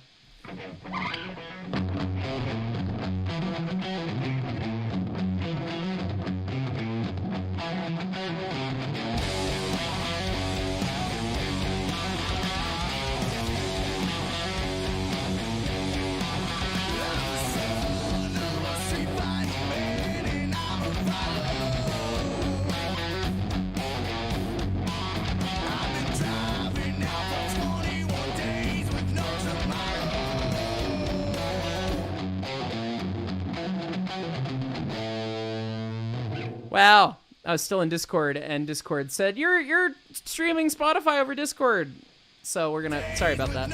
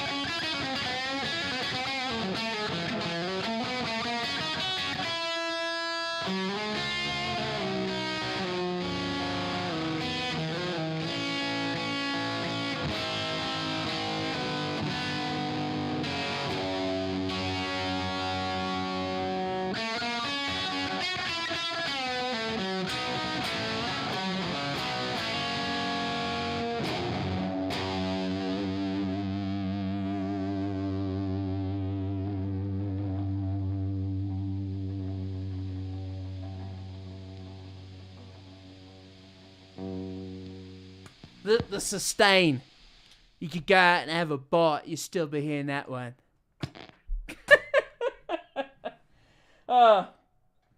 That's everything for me tonight. I see Evil Me is being ridiculous, so I have to say something about it before we sign off officially here. But thanks so much for watching, everybody. Good God, Evil Me. We need to do the math. 12-string banjo. I can if the banjo was out and tuned up, we could do something with the banjo. Perhaps next time. I don't really play the banjo, but 5, 10, 15, 20 memberships there, and 1 Berkshire rock and roll. To Very Big Boyd, an absolute banger. Christopher Broad, amazing, thank you. 25 memberships from Evil Me. Thanks so much for watching, everybody. We'll catch y'all next time. If you're at the Rocky Mountain Train Show tomorrow, come say hi. I'll be around. So, thanks so much, guys.